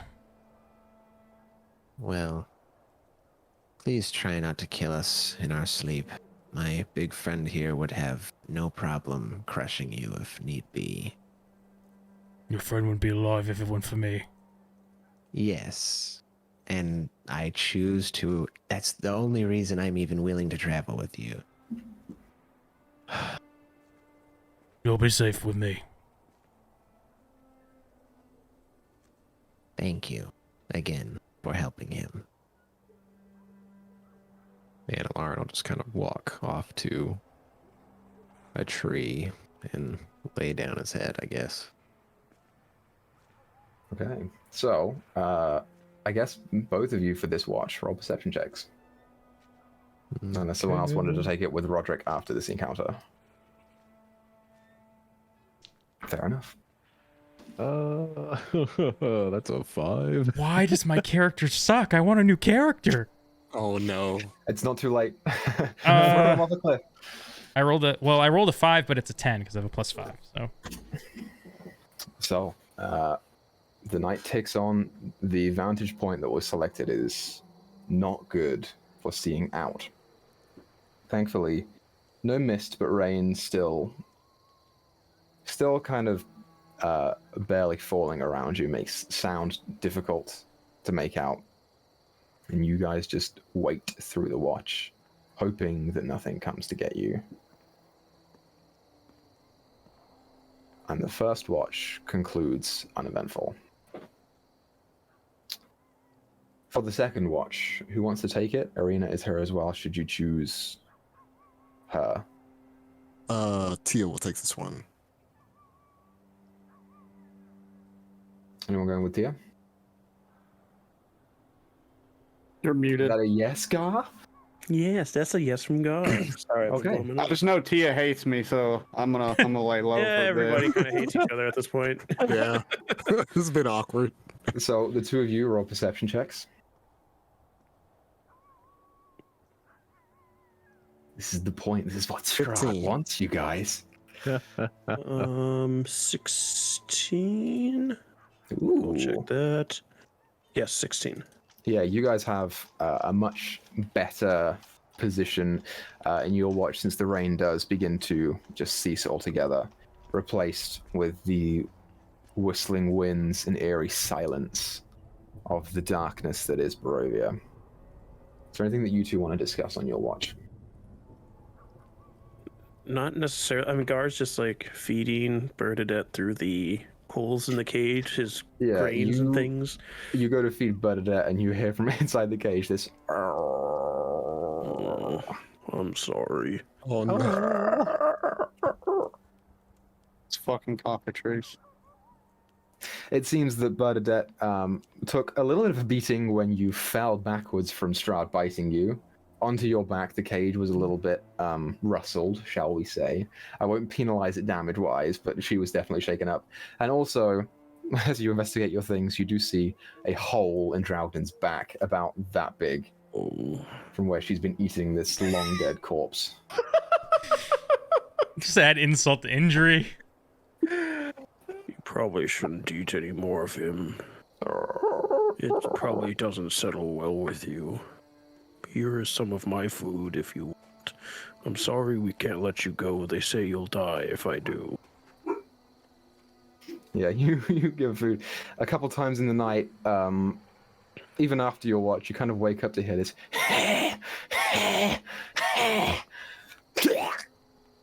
The inside of that cage is going to need to be washed again. Good thing we have Malin back for prestidigitation. No, remember this time. Yeah, thank God. Which is good because it begins to smell very strongly of half-digested rotten flesh, which is a I'll horrible ask Malin stench. when he wakes up. I can't do magic. I'm sorry. Tia, anything for you? She is just staring off silently. Like she knows the cockatrice is out, but she pays it no mind. Her eyes are still that dark ruby red from seeing Gertrude die, and Alarin just willingly give her up. And all she just whispers is, Naza, I don't know what you see in these people. And then that's it. Okay. Your watch goes Talking by. to me. The ears. Just jangling of earrings. No, Yeah. I'm not. Okay. Your watch goes by. Nothing happens to you guys in the second watch. On the third, Irina and Malin will take it together. So Malin, go ahead and roll your perception check. I shall do the same for Irina. No, I'm just gonna keep sleeping, dog. Skills. Where is perception? I also left all of my dice, so that's cool. You can roll on Roll20. I've got my tablet here. It's a 19. I'm using D&D Beyond. Much better because Irina rolled an 8. So yeah, so you two sit down, and you are keeping a more present eye on the surroundings than she is. She's kind of head down, kind of staring at the dirt and picking blades of grass out of the soil and just tearing them in half and throwing them away. Malin contemplates on asking what she's thinking and decides not to. Yeah, she stays silent for most of the watch. You towards like the last hour of which she kind of still looking down says, I'm sorry that you couldn't find your horse yet.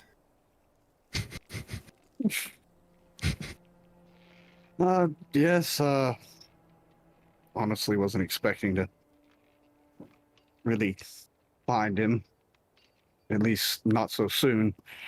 Speaking of which, do you know, damn it, where is this name? Oh, that is not you. That is someone completely different. There it is. Aragal? I believe I have heard the name.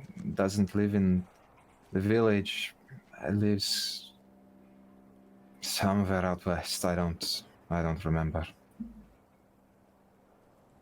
At least I was able to find out that apparently he was the one who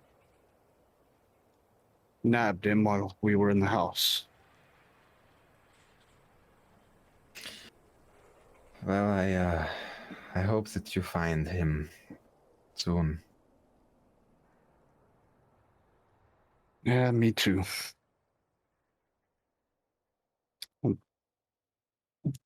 Thus continues the awkward silence. Yeah, and it remains awkward until the end of your watch. The following end of this rest. Congratulations, you're level 4. Woo. As everyone wakes up on this solemn time in the group, you are following Roderick's lead to Vallaki, correct? Yes. Does anyone want to discuss anything on the way, as it is the following day? Malin, could you clean Bernadette's cage, please? Yes, shouldn't be a problem at all. As I walk over and I start just casting prestidigitation however many times I have to. Mm-hmm. I chose Inspiring Leader for a feat, so we're all about to start getting temp HP, baby. Hey, you will. And I've got a high charisma modifier, so we're gonna get some temp HP, baby. I will say this. In the morning, probably at the end of Malin and Irina's watch, Irina will go off somewhere and rip that dress up. She doesn't want to wear it. And she has like basic clothes underneath. But she just tosses it to the wind and does not care to deal with it again. So now she's unarmored completely. We'll see how that goes. Okay, so as you're traveling along the roads, I'm not going to throw an encounter at you because I feel bad because you guys went through it. So you travel along, mostly dirt. It opens up into plains and then closes back up into forest and then opens up into plains. There is a point in this very awkward, quiet trek where the six of you begin to see something crest over the horizon. A structure. You begin to get closer to it as you walk down the road, and you begin to make out its features. It is a windmill. And this begins to ping in everyone but Roderick's mind. Death House was filled with windmills. But a specific windmill. They all kind of followed the same design. The engravings in the walls, the stained glass, the child's toys. This looks like that windmill. Except now it's definitely more battered and broken and old. Looks to be probably a couple 100 years old. But it's standing. It is off the road, so it's your choice to go and investigate it or not. That's peculiar. Memory's still foggy, but didn't we see something like that in that horrible house? I want to say that that is true. This windmill looks awfully familiar.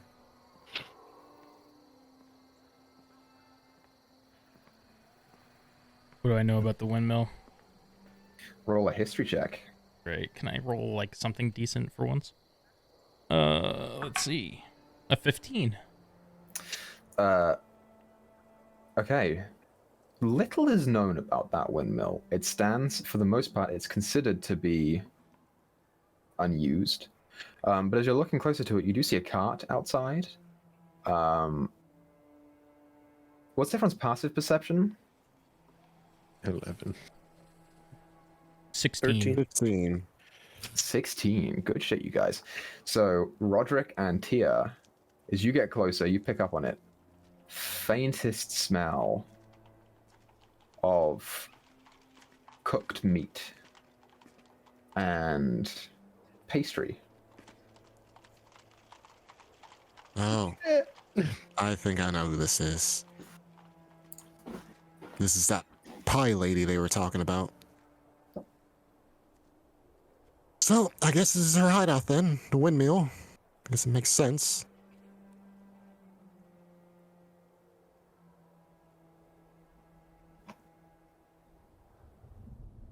You truly, believe she might be stealing away children? Well, to be honest, I didn't see or smell it, but our dead friend here saw, children being taken away, and Gar smelled the presence of a child, but this was nowhere to be found. And they told me later that there was a secret compartment in her cart, but it was empty at the time. Oh. Did not include that information earlier. Huh. I think I forgot that information.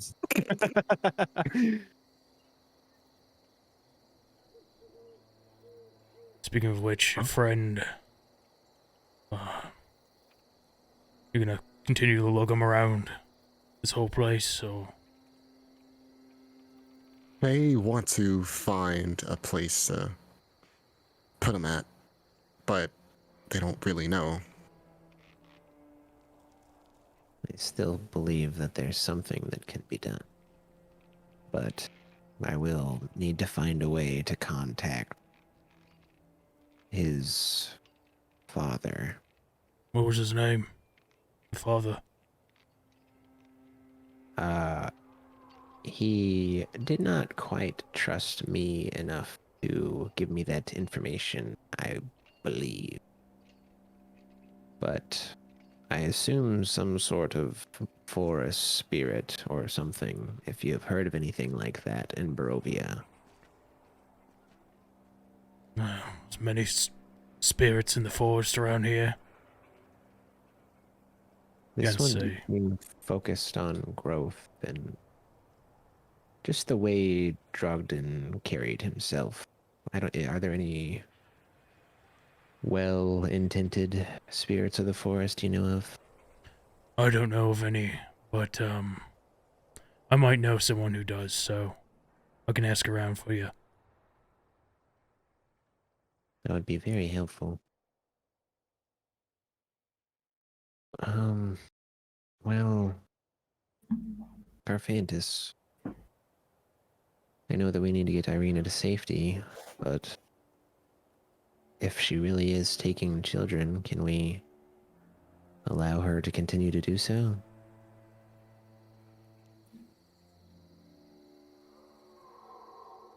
I don't know. What's your decision? Trying to remember, was Malin with us? Or no, he wasn't. That was after the shit. So it's literally only me and Garfantis that have any relation to this.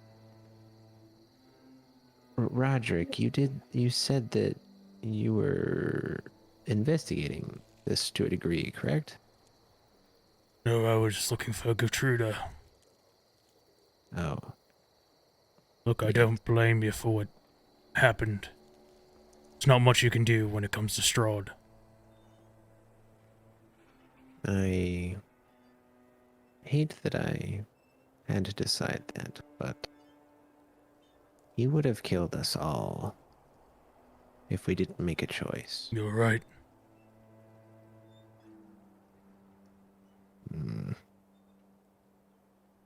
Well, Malin has survivor's guilt.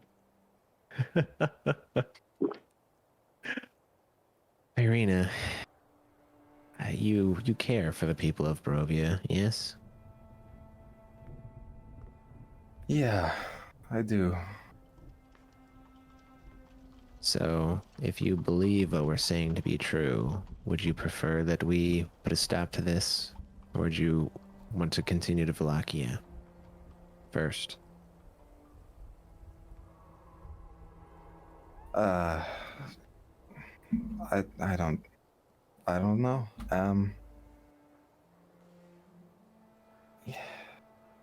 Yeah, it's your decision. She kind of looks back I love to how Gar. I have the least charisma out of everyone. It's so Well, she kind of looks back to Gar, and there's a sympathetic look from her to you. What's your passive insight, Gar? My passive insight is bad. Oh wait, what? Yeah, 11.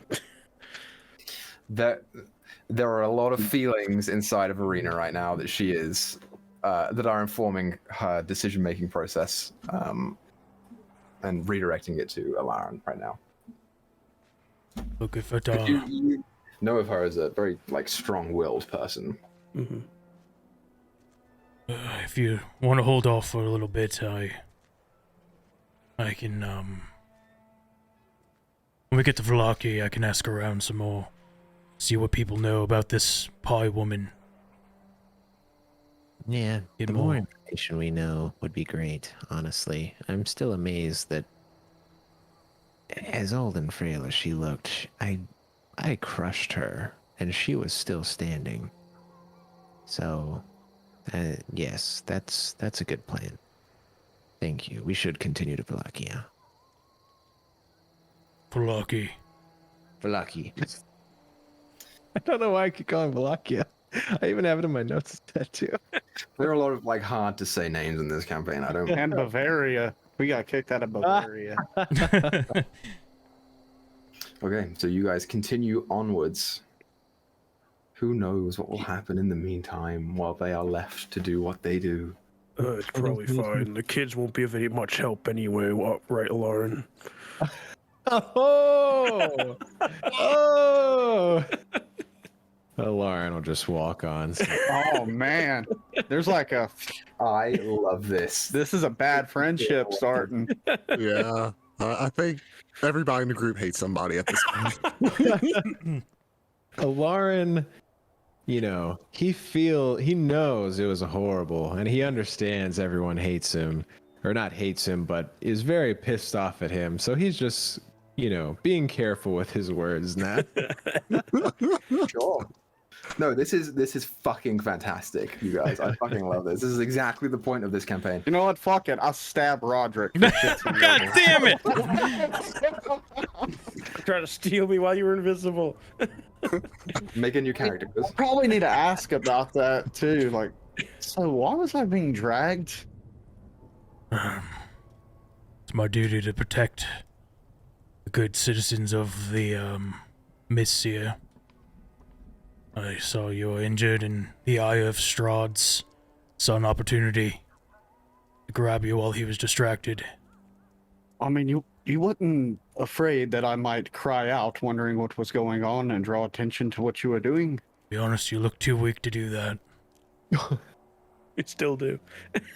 Fair enough. Malin, how did Strahd capture you anyways? I cast shatter on the whole group. How dare you ask me? Yeah, how did that happen? Here's what you remember. You remember beginning to walk out of Barovia, out of the village of Barovia, kind of on that same road where Death House was. And as you were walking along that road, the conditions were misty. And from out of that mist, he stepped forward, he acknowledged you, and he proceeded to beat the fuck out of you. Fisticuffs. I remember it like it was yesterday.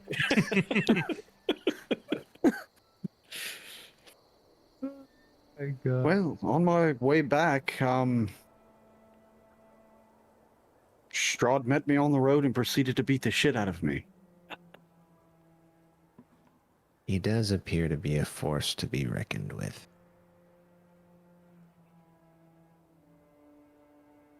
And he'll keep walking.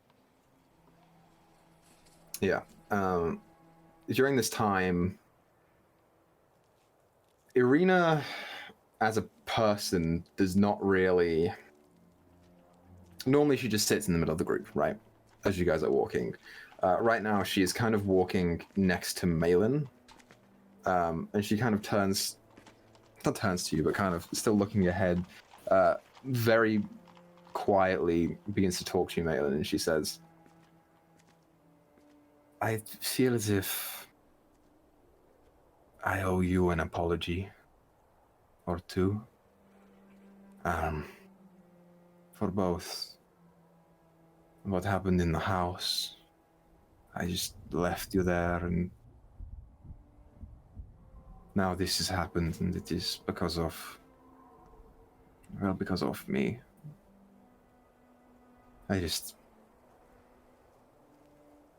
You don't deserve for that to happen to you, so.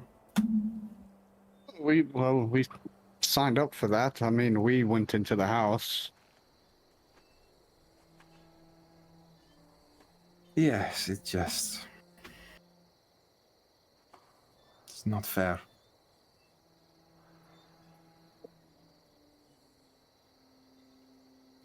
Don't beat yourself up over that. It's not your fault. There's It was mine for not playing out my action economy correctly. I don't think I know what that means. I guess I just froze up for a second. Yeah. Did he bite you at all? Yeah, did he bite me? Because now I'm starting to get, like, fucking nervous. Not that you remember. You went unconscious. Oh, for a while, fuck. but not that you remember. No! Here we go, 3 days later. Hey, any of y'all fucking smell that? Oh, it's y'all's blood. It smells delicious. God damn it, Malin, if you turn after I I'm saved you. looking at Tia. That's like a fucking snack. It's like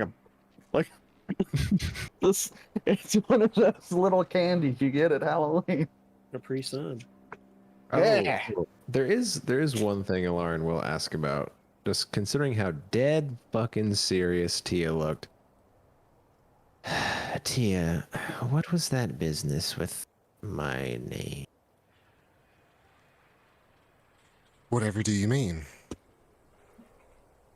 So, like, I don't even out of character. I don't know a whole lot about Fae. So, like, I don't I know that my name feels weird, right? But I don't necessarily. It's like I know the words still, but it sounds odd, basically. What Faye can do, unless Equa, is that fine to explain it to him? You're a fairy dude. I mean, he doesn't know. He doesn't know what the outcome is. So I would say just describe how he feels. Okay, yeah. Unless you want to tell him how it works. Does Tia want to explain how this works? Oh no, she ain't gonna say anything.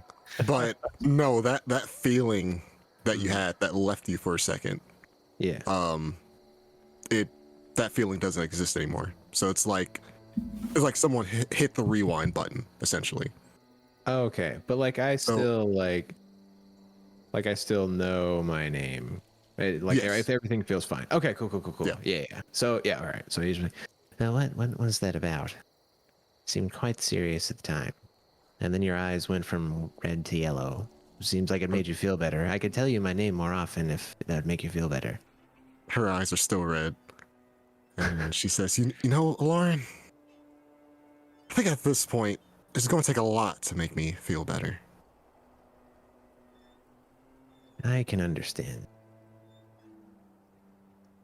Just thought I'd ask as a scholar. Well, since you deem yourself a scholar, you can do some homework and look it up yourself. Oh, but first-hand accounts are the best. But I will let you be. and I'll just keep walking. Okay. So you continue walking. Yeah. Following the path past the windmill, it turns into a heavily wooded road. There is a point where you look on your right side and you see the massive expanse of a beautiful lake. Just peering through the trees. Then you continue onwards, continuing down the old Svalich Road, until you reach a settlement. A settlement that you know as Valaki. And this is what you see. Lucky. Whenever I can find the right part of the thing, it's in it's chapter 5, not chapter 6, which is what I was on. So the road continues forward, and the woods sort of start to recede as you get closer to the settlement, revealing this, and I quote, sullen mountain berg that is surrounded by a wooden palisade. The fog comes and goes, as it does in Barovia, but it presses up against the wall and does not find its way inside.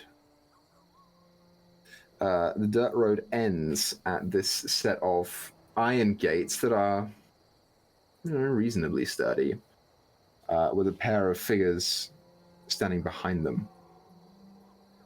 Planted in the ground and flanking the road outside the gates are a half-dozen pikes with wolves' heads impaled on them.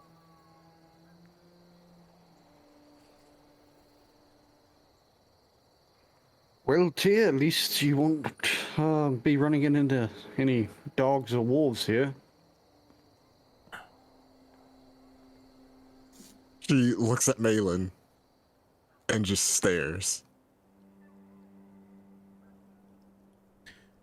You Just do. like dead ass look at her after saying that, like no joke intended, just stared at her and is like, like the serious, like I meant it with all sincerity. And then says, yes, I guess you are right. Turns back. Okay, the gates are currently shut. And you see two people standing just inside them. I assume you approach. Yeah. As you do so, you hear one of them, who is a man, the other one appears to be female. One of them says, "Halt! Who goes there?" It's Roderick von Vraki. And who are these people with you?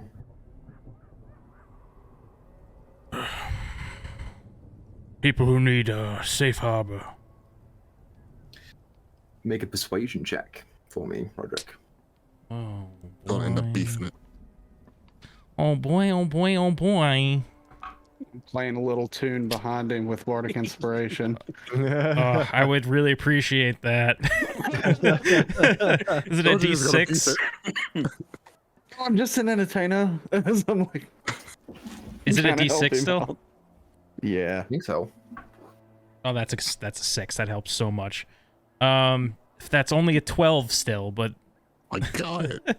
God damn. So normally, the DC from the book is 20. oh shit. Can I add? They're here for the festivities. Because of the fact that you are here, the DC is significantly lower because you're a regular around these parts. I hope his last name is Velaki. So I will allow this. The guy behind the gate says, "And they are under your view, your watchful eye is." I'm gonna kind of look at the group. Yeah. Don't let them leave your sight. Fuck. I cast invisibility. And he begins slowly opening the gate upwards. Yeah. Alarn will whisper to Roderick real quick. Are you some form of minor lord or baron? No. Von Vraki means of Vraki. I don't have a last name. Okay. So you enter into the town of Velaki. Let me see if I have a map for you. I should do. Somewhere. Yes, I do. It's right here. Bada bing, bada boom. See these towering Why am I spires. stepping in the room? Man, look at these I'm a towering hustler, spires. baby. There it is. Man, this is just Phandelver, but bigger.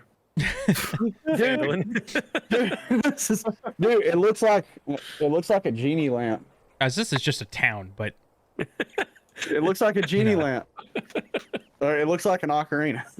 The Ocarina of Time. Looks like Bruxish. oh yeah, it kind of is. Pokemon. It absolutely does. Okay, so I can't unsee it. it. Someone's getting sued. I mean, the buildings are the same as really any in Barovia. It does seem a little more lively than the village of Barovia itself. I'll say that. Yeah. There are more people out. It is more fortified, although the fortifications are not quite what you would expect from a place that was talked up so much. Picture a guy like on a pedestal who constantly is saying, "I'm not seeing enough movement." He's trying to Yes. like hype everybody up. My name is Tyler Ninja Blevins, and I'm a rogue. So, as you... I'm trying to think of the way that this would work.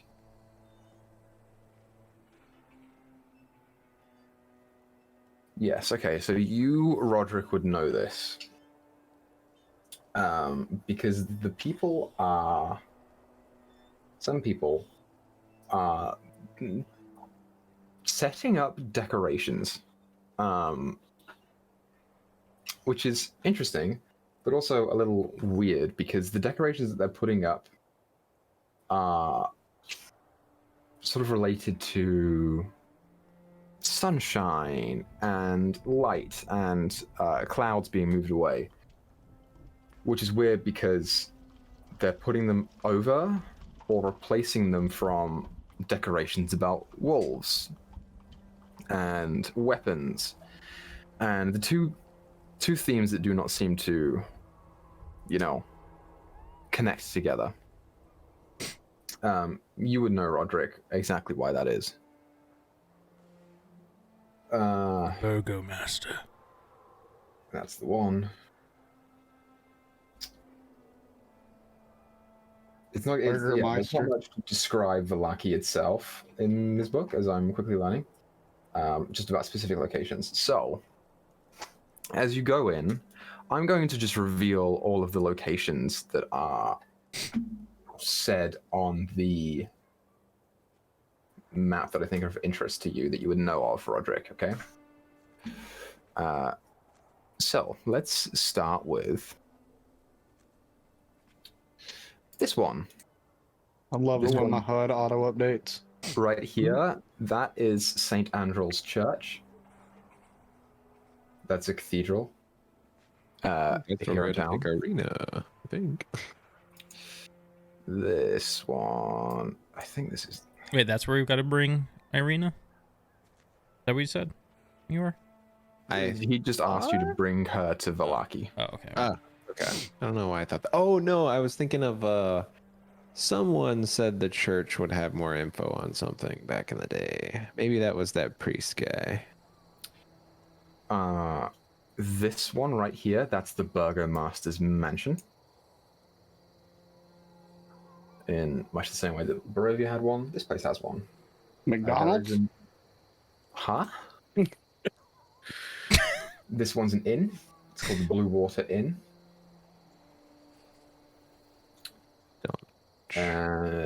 This one right here is the town square.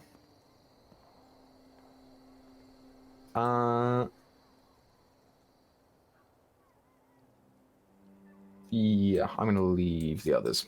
Okay.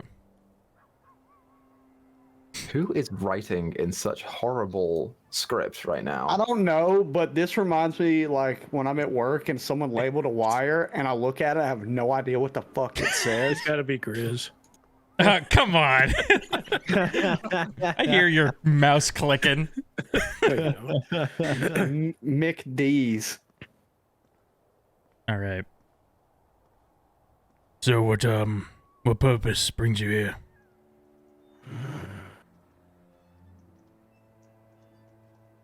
Well, her brother, Ismark, wanted us to bring Irina to Vallaki.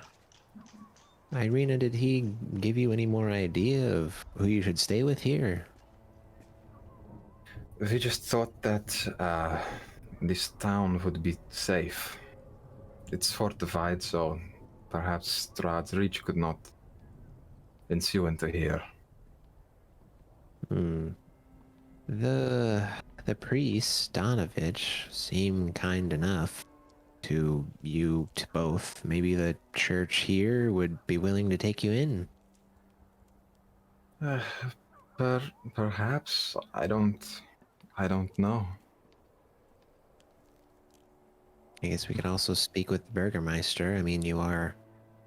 Oh, God. She is the daughter of one. Yes, I remember that. Father Lucian Petrovich would find quarters for you if you needed. Okay.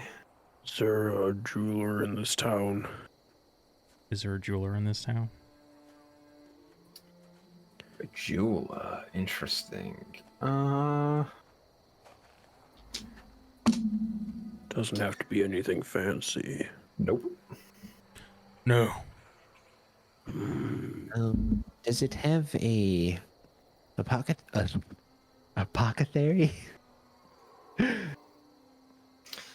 There is no apothecary. Apothecary? No. Sound sucks. What do you need though? I just need a few herbs. I was hoping to get a brazier from somewhere as well. There's something I need to do in order to keep our little friend Bernadette safe. I was just hoping to find the materials for that.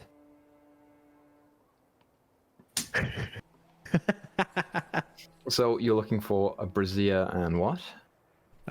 Some herbs. It literally just says charcoal, herbs, and a brazier to burn them in. Okay. Oh, sorry. Okay. Oh, Incense as well. Incense. I figured they would have that as well. So, Roderick, roll a history check for me to see if you can help him out with that. My rolls have not been there tonight. Let's see. Oh, that's not bad. That is a 16. May not have everything that you're needing, but there are two places that could. The first is the toy maker's shop, which is right there. And the second, which is probably a little more likely, is the Vistani camp, which is way down in the bottom left. You're looking for incense. You might have a good chance at the Vistani. Other stuff you're looking for, perhaps the toy maker. damn it. I'm trying to find the note on the toy. I mean, I guess that investigation is kind of a dead end now, but... Well, a Noblinski. Is no fun, is no Belinsky. The name of the shop is Blinsky Toys. With this toy shop, is it owned by someone named Blinsky? Is it owned by the Polinsky? Yeah. Yes. Oh, okay. Good to know. Well. Oh, and the local Vistani.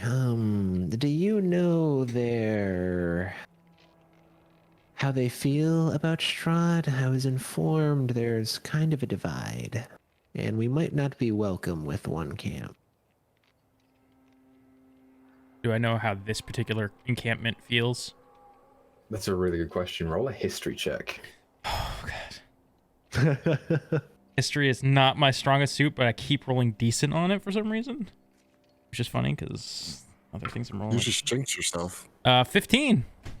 Oh.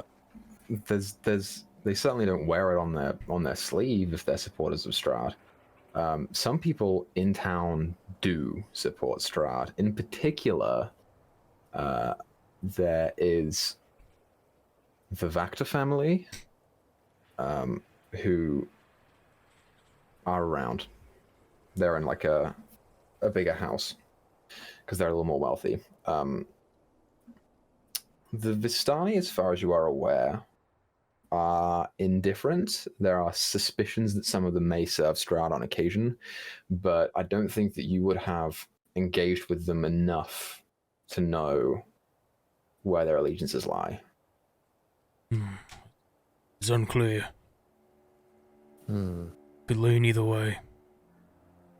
Well, I guess even if they did feel one way, due to how things went, maybe they would welcome us. I don't know. But so based on that guard, I assume you need to stay with us. Yeah. We should probably stick together to a degree. Yes. Does anyone else need to get anything in particular?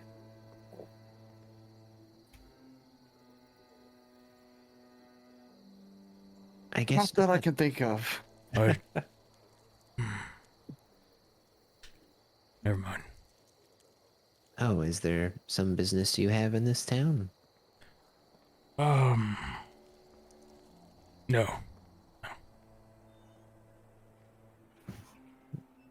Okay. Oh, you did say you were from here. Do you live here normally? Yes. I I won't pry. And could you take us to this toy shop then? Right this way. Yeah, the toy shop. No, it's not that one. That's the wrong one. It's not that one. It's number 7, which is this one.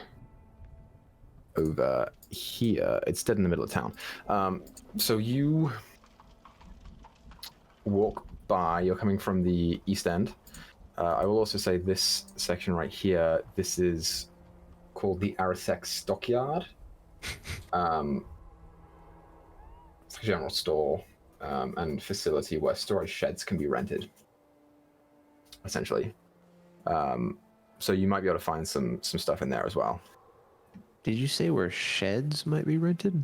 Like storage sheds. Oh, okay.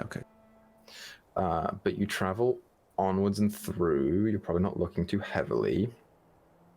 And you are making your way over to the Toys R Us, which is right here. Okay. As you come towards the shop, you see it has a dark entrance portico, above which hangs a wooden sign, I can't fucking talk, shaped like a rocking horse with a B engraved on both sides. Flanking the entrance are 2 arched, lead-framed windows.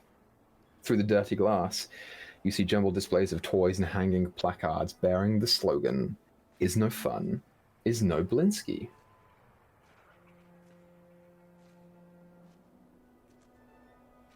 Okay. I guess Lauren would walk in. Is anyone else going in? Yeah, Gotta make sure you guys don't steal anything. I'll steal everything. Okay. You enter into the toy shop. Toys R Us. The bell above the door gives a little ding-a-ling-ling-ling. Before anyone comes, you get a quick look around. You see a few of the creations of this shop.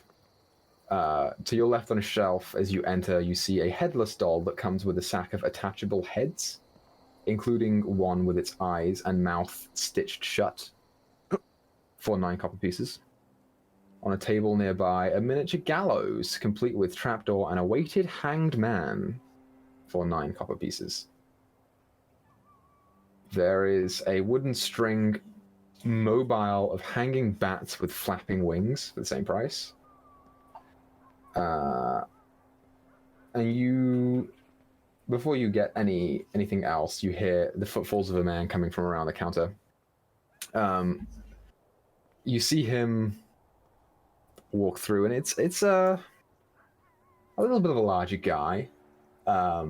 He wears like a jester's cap of blue and green that has been a little bit moth-eaten in the many years of its use. He, funnily enough, has a pet monkey sitting on his arm. The monkey is wearing a ballerina tutu. And as I'll whisper to Lauren. Oh, that seems kind of peculiar. Aren't we looking for something to do with the monkey? I think we were. An elephant never forgets.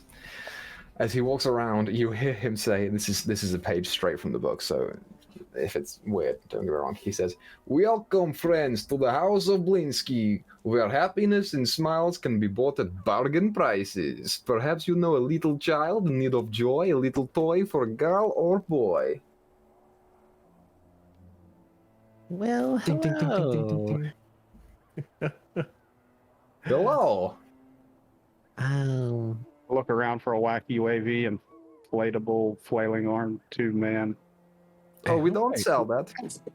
I hope I heard that earlier, right? Because I this was the place that I would possibly find a brazier, right? I mean, if he has a little toy brazier, maybe. I was wondering possibly if might have a small brazier, possibly. Maybe children like to set things in fire in it. A small brazier. Wow, that was the wrong voice. That was Drogden's trying to come through.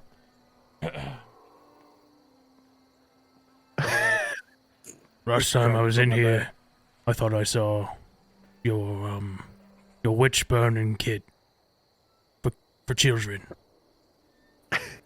Oh yes, I do Babies. remember this. Baby's first witch pie. Piccolo, fetch! And he points at a shelf off on the far side of the wall. The monkey just stares at him and does not move. Go on, go fetch it. And the monkey's not moving at all. He kind of like sighs and begins walking his way around the counter. He walks over to a hard to reach shelf, kind of has to stand up on his tiptoes and fiddle around.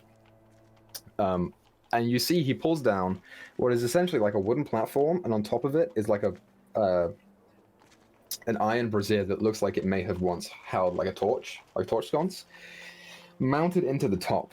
And in the middle of that is a small like iron rod that sticks up and then hangs out.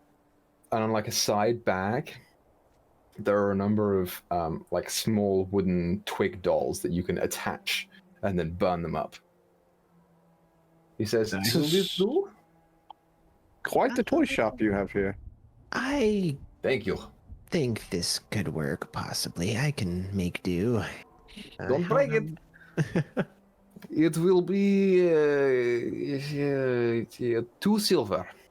Okay, here you are. And as he hands the silver to the guy, as he like kind of puts it on the table, like right as he's about to take his hand off, he'll say, What do you know of someone named Madame Ava? You inquire about this, and he kind of thinks for a second, and he goes to say something before his eyes sort of are looking over the rest of your party. He kind of stops at Gar. Is everyone with the group right now, by the way? Everyone's there? Yeah, dead corpse on Gar's back and everything. Yep. Yeah, he kind of looks at Gar for a second. And then looks over to Tia. And then Arena. And he kind of freezes at Arena. Curiously enough for a second. No, Madame Eva, I do not know this person. She sounds like she's probably lovely. "Can Is he lying? Can I try to insight that, or?" Yeah, if you want to. Okay, try that. Since I know I got a lot of shit for not I doing want that. to insight as Wait. well. Yeah. I want to as well. This is actually something I can roll 22. I got a 6. 20. 24. That's an 8. God, you roll. 14. Okay, so Gar and our 2 casters. Not Malin. Fuck you, Malin. Yeah. You pick up on it. It's a look of almost recognition. That's the extent to which you get Gar. Roderick and Alarin, you get there. It's almost like an artist looking at their muse. But it's like he's seen her before in some way. Interesting. So I don't know about this Madame Eva person, but I think you will find that the toys that I give you are of the most highest quality. I am, of course, an apprentice to the master Fritz von Wirk. Have you heard of him? No, I have. Fritz von Wirk was a great inventor and toy maker. I have heard rumors that his greatest invention, which is a little clockwork man, rests lying in the castle Ravenloft right now. If you find it, bring this masterpiece back to me. Of course. I'll keep an eye out for that. Little clockwork man. he'll walk over to. Thank you for the brazier, and he'll walk over to Garfantis, like, that guy definitely knows something about Madame Eva. You recall the man with the monkey who's an ally? Yes, he has an artifact that would help us. Do you? Maybe that clockwork man is the artifact. Oh, it Yeah. seemed. Kind of wish he would give us something beforehand if we have to go into the castle again. Help you with what? Wait, what was that? Help you with what? Oh. Well.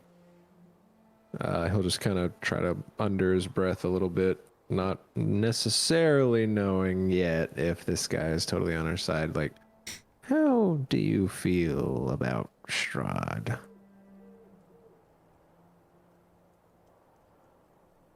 How well do I know? how much does Strahd overwatch every little thing? Strahd oversees everything.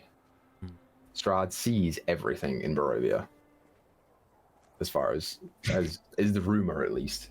Yeah, you would know that much. Great guy. Can I insight that? To see, is it like a great guy or Man of the Malin, year.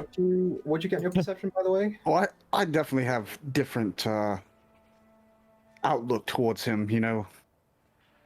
It's not every day that you're just walking through the mist and some guy just shows up and beats the shit out of you. What'd you get in your perception check? That you rolled when you entered into the toy store to look for wacky waving inflatable arm flailing tube man. Oh, yeah, that was a joke, but fuck it, let's do it. Where are my skills? Perception, baby. Let's do it. I got a fucking 22. Okay, we'll come back to that. Carry on your conversation. Well, we just need to figure some things out with him. We have business with him. Yes,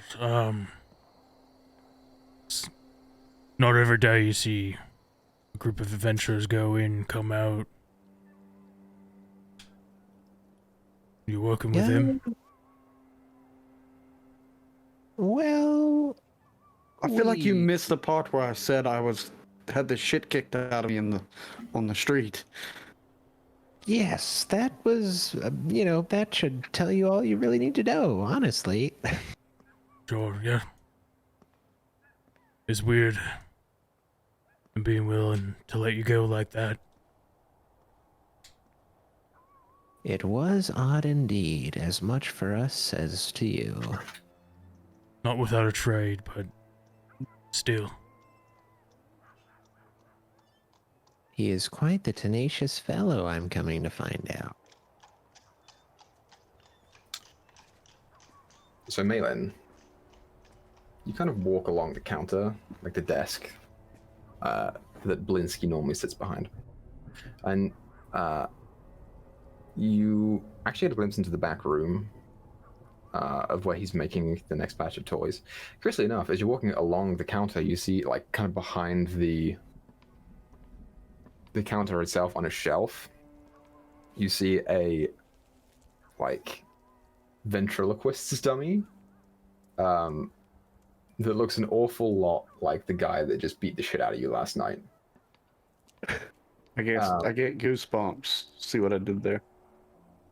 The other thing that you see is you're like peering into the back room, you see another stuffed doll with a tag on it of like this nice auburn hair and familiar skin complexion with red clothing and shining armor that matches extremely well to the visage of Irina, who was currently sitting behind you. Let's tap her on the shoulder. Now I just kind of point over, like slyly point over. Mm-hmm. Yeah, you watch as you tap her on the shoulder and she kind of like moves past your back to like see past you, past the counter, past the guy, into the room. And she kind of clocks the door, and you feel her fingers kind of grip into your shoulder a little bit, and she recedes. She just looks back to the entranceway. Well, I think that's everything we need here. Is that correct, everyone? I don't know. Yes, I mean, I have what I need. Thank you, Mr. Blinsky. Oh, it's no problem. Please come back anytime. I will sell you toys if you are in desire of them. You don't Yeah? have any golden rings, do you?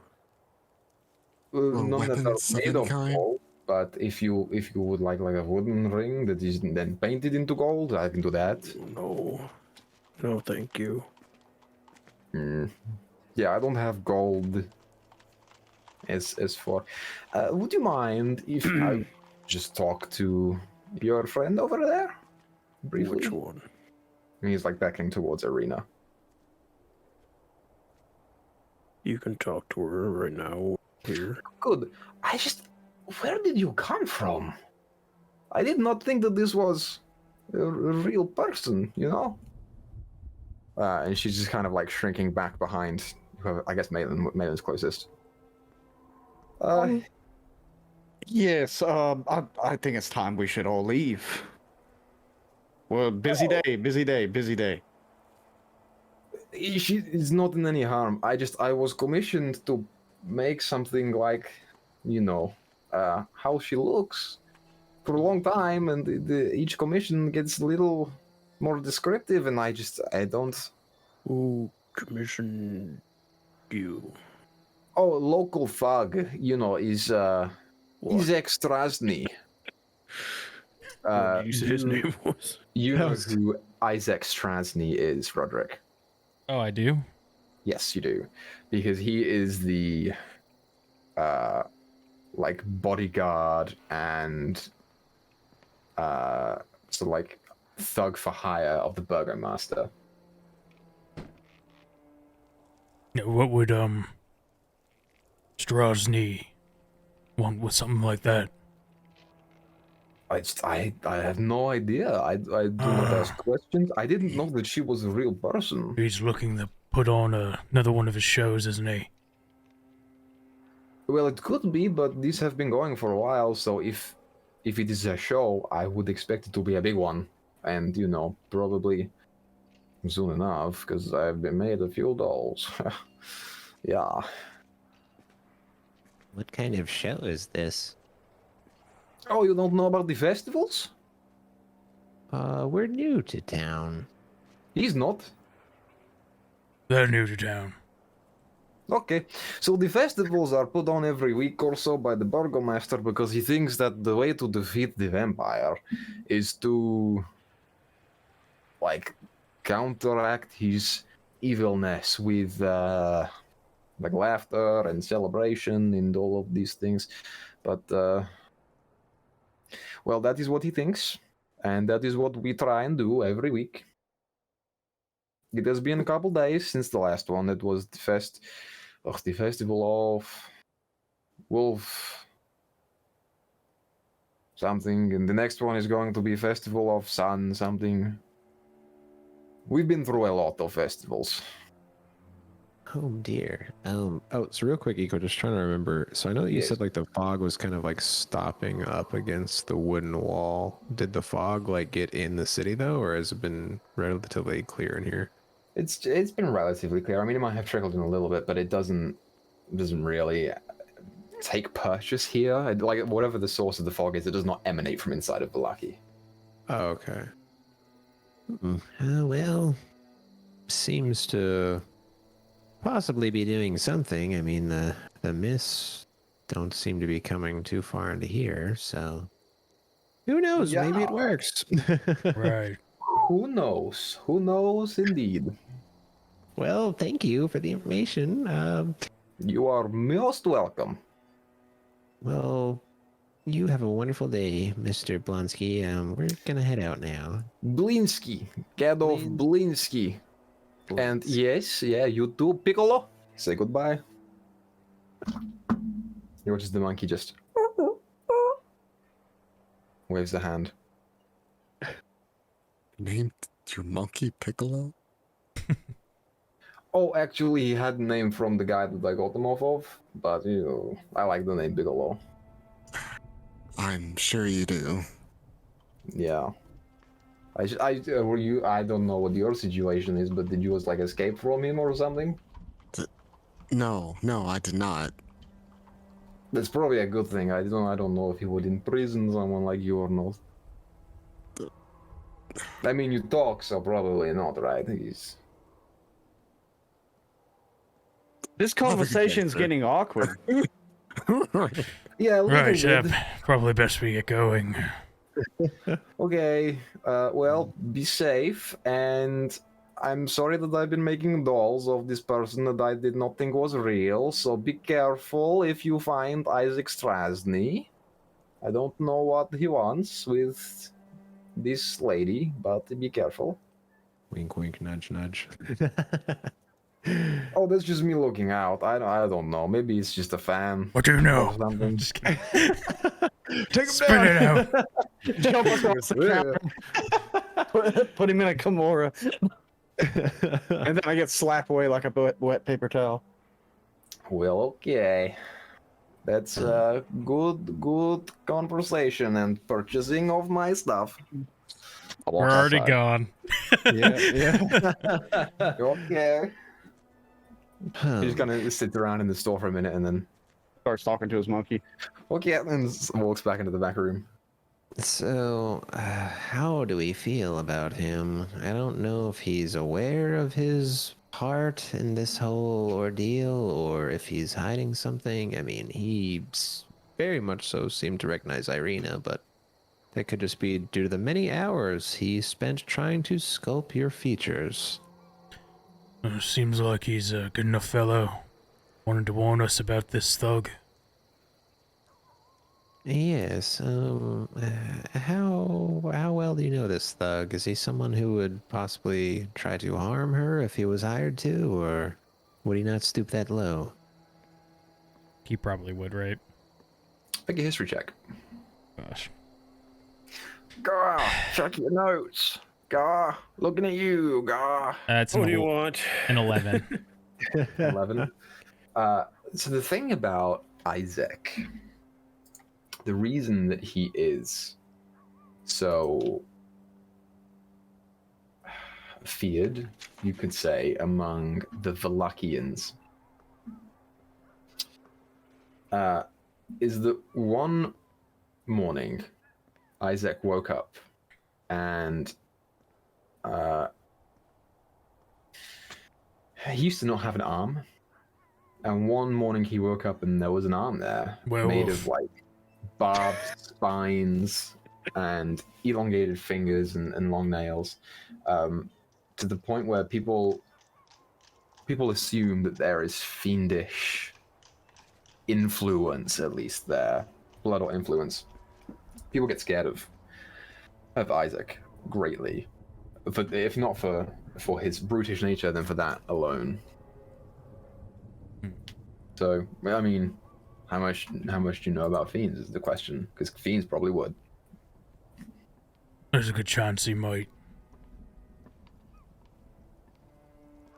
Doesn't exactly sound like you'd be the most safe here unless we found someone to protect you or assist you in protecting yourself, Irina. I know where she could stay. Where would that be? It's a little early, but I think you should go meet Father Lucian. Oh, from the church. What's the name of that church? Saint, Markovich? Androl. I Saint wrote it down. Androl's. Andros. Kresk Abbey? Ah, damn.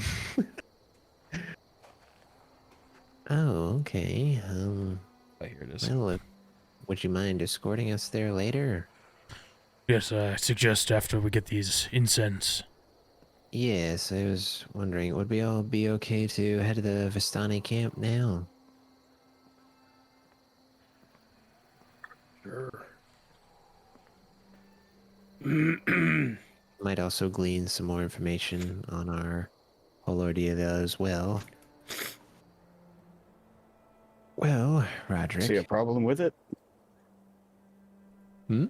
I don't see a problem with it. What were you saying about a monkey in there? A man with a monkey? Oh, apparently oh, should we talk about that, or are we keeping that under wraps? I don't see why not. I'm sorry, I'm just a little confused because he seemed to have known of my appearance, and you all of a sudden know of his appearance, and it's making me a little... I don't know. This old lady that she flipped some cards over and said that a man with a monkey would be an ally or something. And would help Him? us find an artifact, I believe, that would help us. This person? I was a little surprised too, to be completely honest. So far, he's our only clue. Haven't really seen anyone with a monkey running She around. also said something about an entertainer. As a note, he was not going to help you find an artifact. He was an ally Mm-hmm. Oh, I think I'm in the fight against Strahd. The artifact was the card, I think, and then, but he was Yeah, artifact was the card, but the message was that he would help in the fight against Strahd. I forgot to put some hyphens there. I know that you guys will never remember these things, so I'm just going to tell you when they pop up, and then you can just go from there. Wait. He does not seem like much of a fighter. Who knows? Maybe he can make us some wonderful things. I don't know. I mean, he knew me, so... Whatever, we should probably at least get off of the streets. I don't know who this man is who is looking for me, but I would not want to find out. Yes, let's head to the camp. Could you lead the way, Roderick? Just outstretch my arm and start walking. Okay. So you guys start walking out of the village of Vallaki. Oh, they're outside Yeah. the village. Okay. Yeah, it's outside. You guys go from here, right about, I'm on the GM layer, right about here, all the way up along, I cannot explain it any other way, the shaft of the penis, and then past St. Andrew's Church, which is right here, and out of the western gate. Well, I'm gonna be honest. Oh, if you now think I that see looks it. like a penis, that's very. No, weird. it does. Look at it. Look at it. Ready? Don't draw it. God damn it. Oh. Oh, I can't not see it, you guys. And as you go out to leave the town, we'll end the episode there. I should have waited until after the episode had ended to explain that, but I really just couldn't keep it in anymore. I guess I don't know. Oh, So we'll come back here next time to continue the story. Thanks everyone for watching and coming out. We appreciate it. Let's keep making stories together, and we'll see you guys next time. Toodle-oo.